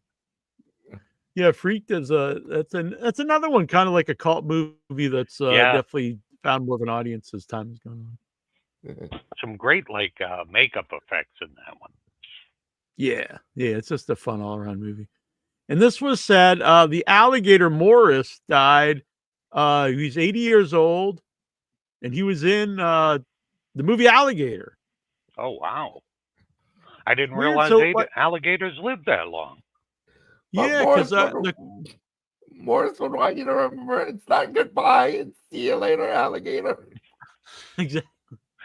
Yeah, and the crocodile, I think last year from Crocodile Dundee passed away, and now we get the alligator from Alligator. Wow. He's also in Happy Gilmore and a bunch of other movies. So this is like a really famous alligator. Yeah. Huh. I didn't even know they used like real alligators in like a lot of movies and things. Yeah. They're going to be making a new. I'm not an alligator, but I play one on TV. Yeah. They're going to be making a new headless tortoise in a movie someday. Awesome. Yeah, but maybe we'll have to work on that. That'd be cool. Yeah, we'll talk to Hal, maybe we see could if do we can get the contract going. We could do like an old school movie, like even if we did a short where we're like fighting a giant tortoise, and we can just shoot your tortoise and then put it in the movie as giant. We're like, I'll just be walking by going, leave me alone. Yeah. God. We're throwing spears at it. We're like, yeah. Do a Harryhausen thing, Exactly. Yeah, I'm on board with this. All right. I'll talk to Hal, see what she thinks. All right. Playing hard to get, playing like a big time us. Let's see. Contemporary Headless Horseman movie called Headless. So we've seen a lot of Headless Horseman movies, but I don't think they've ever tried to do one in modern day. So that's actually interesting. Yeah, I don't think so. I don't know if it's been a long time since I've seen any Headless Horseman. Yeah. The last one was the Johnny Depp one. Yeah. As far as I know. Yeah. Since Disney, they usually have Ichabod Crane deal with, but actually in the book, he's quite the stud. No, Craig, you can still join. Let me send you the link here. I'll send Craig the link. We won't be on too much longer, probably about 15, 20 minutes. But you can join here. I'll send you the link. Link them up. Yeah. Link them in. Get in here, boy. This was an interesting guest that came about, asked us to come on. It's not horror related, but Robert Alan Schnitzer. Now, he made Sylvester Stallone's first feature film where he's the star, a movie called Rebel. No way. Oh. Like 1971, and they're re-releasing it theatrically. And so he asked to come on the show to talk about it. And I was like, yeah, it doesn't fit without your head, but let's do it. Yep. I'm totally down with that. Yeah. Sounds interesting to me. David Yao, I just recorded an interview with. He's the front man of the punk band, the Jesus Lizard. It's been around since the 80s. Oh, and he's in this new movie, A Desert, which is really cool. Comes out tomorrow. Comes out Friday. They're fairly well known. Yeah. Yeah. He's been around a long time. He was a really cool guy. He's also in the new Toxic Avenger. And I got him to talk about a bit, which I don't think he's supposed to. So But he's a punk rock guy. He's not gonna. He's gonna get in trouble. He don't care about trouble. Exactly. Got to live the lifestyle, you know. Exactly. Speaking of trouble, we got trouble here. Craig Lindbergh, Creepy Craig. Hey guys. Hello. What's up? Craig, Good to see you. Good seeing you too. How's it going? So you're in Milwaukee. What's going on in Milwaukee? Yeah. I'm actually here for. No, I'll be seeing that tomorrow. Actually, I'm actually touring with. I'm doing makeup for a band, so they're touring Milwaukee. Nice. Yeah. What band? It's honestly, it's the Paul Simon band. Oh, wow. Oh wow. Yeah, I'm filling in for I'm filling in for his usual makeup artist, who's busy. So I'm like a close second. So I'm filling in for him. So I'm just here for Milwaukee, and then I'm done. I've never been here. I've never been to Milwaukee. So it's hopefully I'll see more of it tomorrow. Yeah. What's Milwaukee? I guess beer. It's probably a big beer place. Laverne and Shirley. Laverne and Shirley, yeah. Probably get some old Milwaukee there. Oh, Milwaukee, and I passed the factory for the tools coming in. Oh, okay, nice. I got some of their power tools over here. So well, they do have a. They do have a tour of the brewery. The Tool Factory. What was that? Sorry. I was going to say they do have the tour of the beer factory. You can go to the factory. Yeah, I'm just going to go in. Yeah, I'm going to go in from the beginning, do the end, go back again, go back and have samples as I continue to go around. I did that for kind of the same thing when we did the Bourbon Trail in Kentucky. They show you around and then they give you like 6 shots of bourbon. And then I've always questioned this. Then they just send you out. That's the last thing you do. Then they send you out to drive to the next one. And you go to 12 of them. Great. Driving's fine in Kentucky. I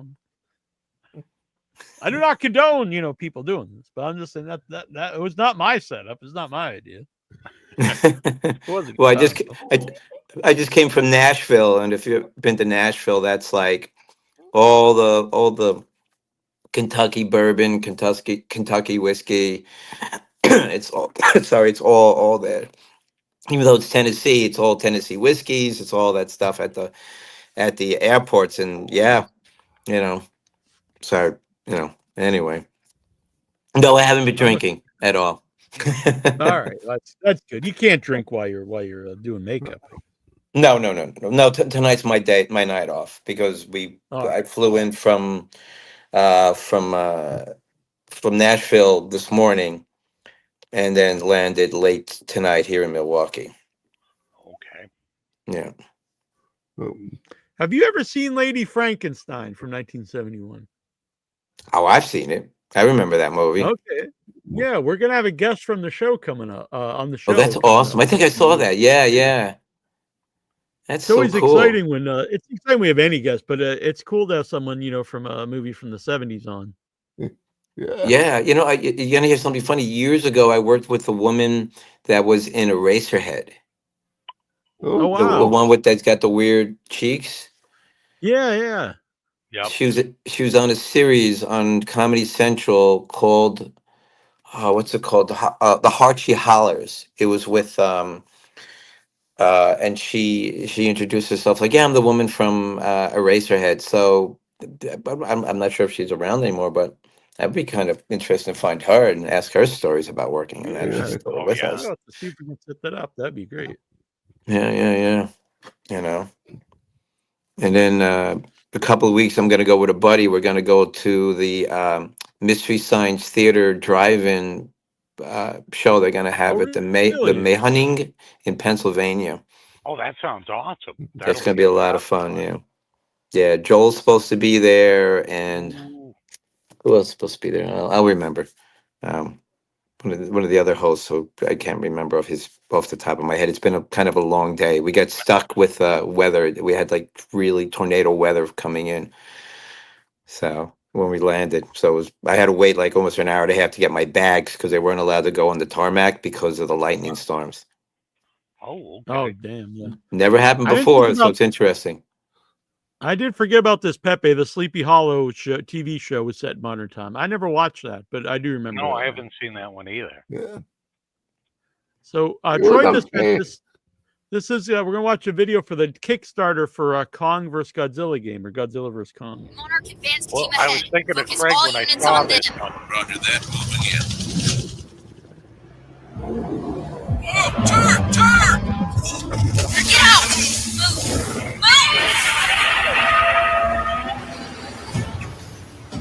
It's Titan versus Titan in this battle for supremacy. But that's not the only conflict raging. Use your troops and resources wisely to control the action. And activate your powers to make sure enemy units don't get the upper hand. But be careful where you maneuver your forces. Titans don't tread lightly. And your Titan is the key to victory. Gain energy to overpower your opponent with special abilities and dominate the battle. Your Titan radar is spiking, isn't it? You can sense other Titans challenging your power. Answer the call with Kong and Mechagodzilla. Battle it out in 2 more unique locations. Or call in Mothra to take up the fight. Battle monsters. Monstrous fights. Massive fun. That looks neat. So I'm hoping they add like some other stuff because like I'm digging it so far. I can't wait to like check those guys. Yeah, because that's cool. Because like the main one I think is Godzilla versus Ghidorah. Then you got Godzilla and Kong, and you got Mechagodzilla and Mothra. So that's fun. I'm a big fan of board games, and I like all the little like gizmos and things. They Yeah, have, like some tanks running around. And all yeah, that. that looks like a good game. Can't There's wait to like- paint them up. I There's don't like a know what lot of they're expansion packs. about. Yeah, you know there will be. There always are.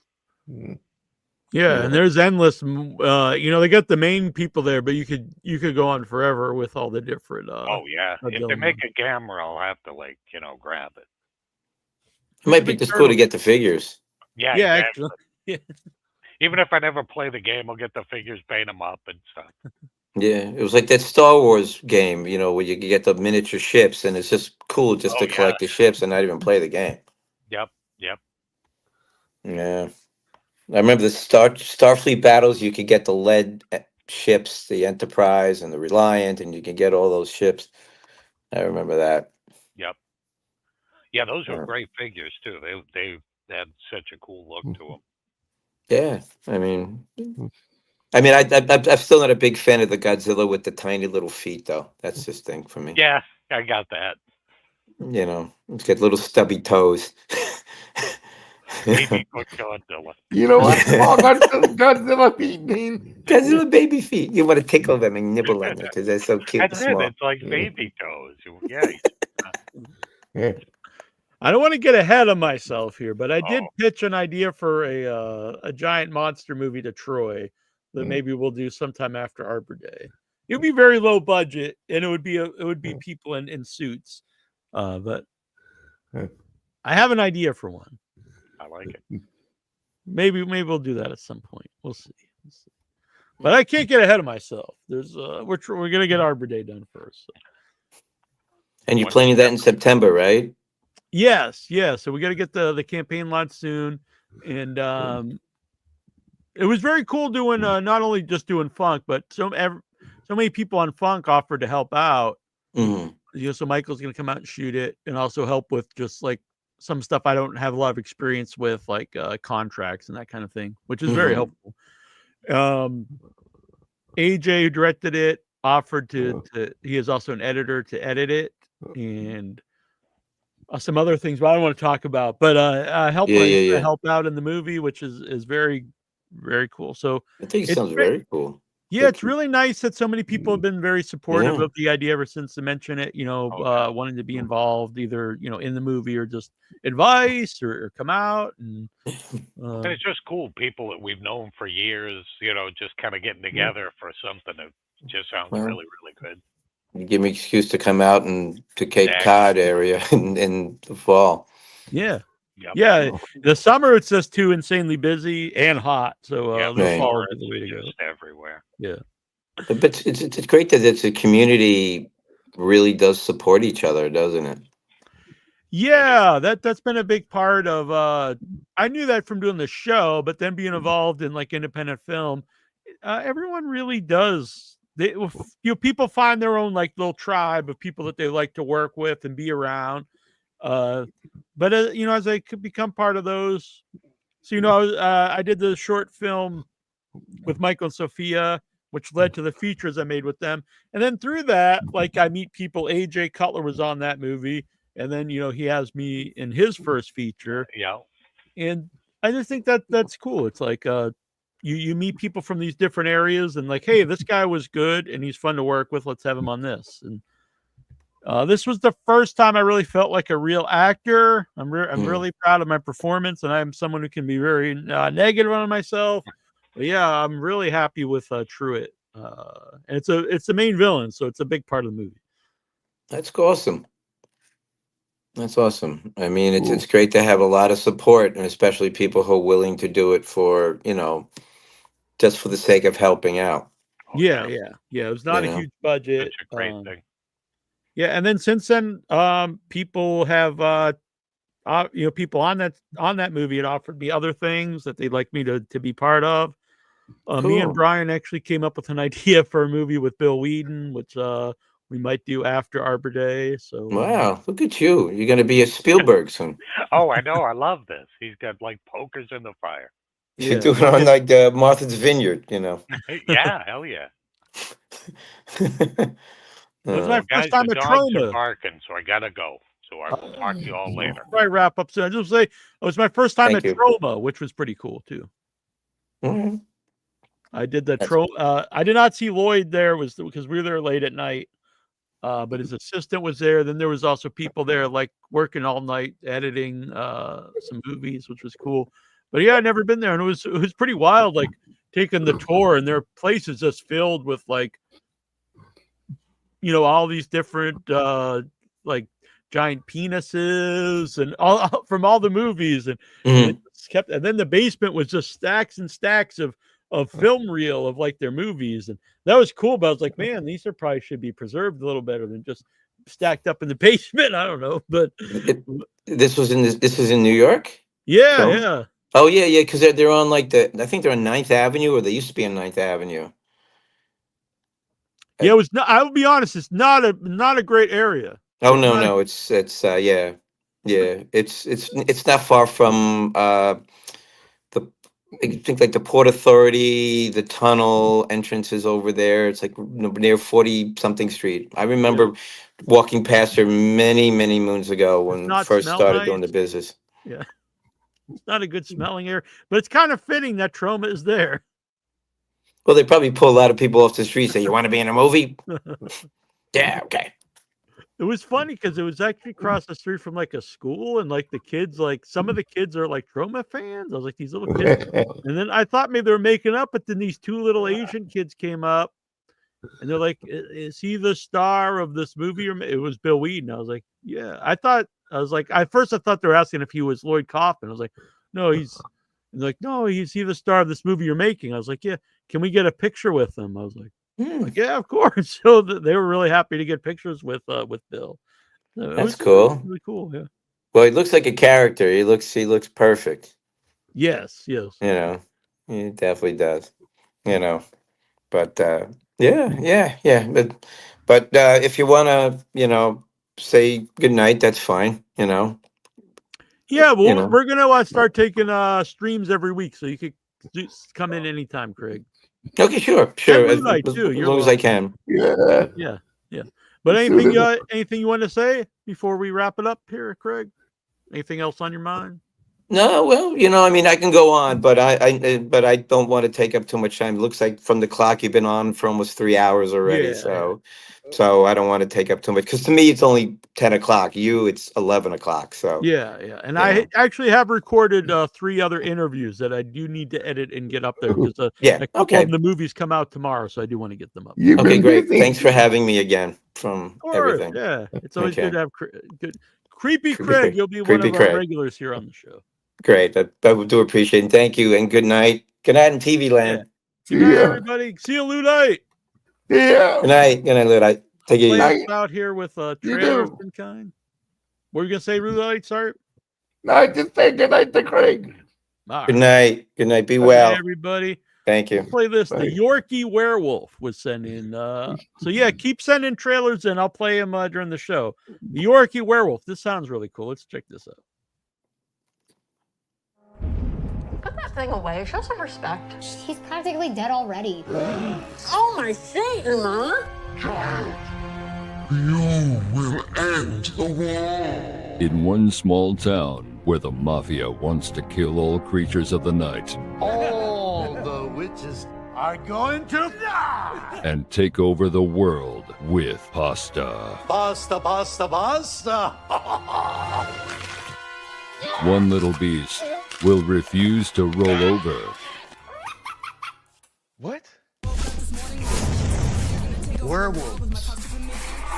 Witches. Check your spells before you wreck yourself. Vampires. Was that coffee all bloody when I poured it? Mobsters. Tonight, pasta won't be the only thing that's al dente. I'm just a lone, tiny Yorkie werewolf. What am I going to do against the mafia? She may be small, but she's got bite.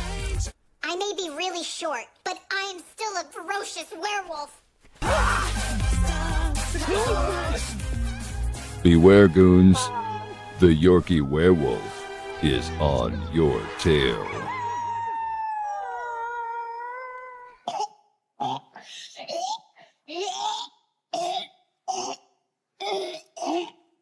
Sometimes when you be wolfing, you eat a bunch of grass to digest the prey, or so I've been told. I'm still kind of new to it. I'm sorry. Oh, so All cute. right. I am totally on board in this. The Yorkie Werewolf. You guys sent that in. Reach out. We'll have you on the show. I'm excited for that movie. All right. We'll see everybody next week. Okay. Good night, everyone. Thank you. Thank you.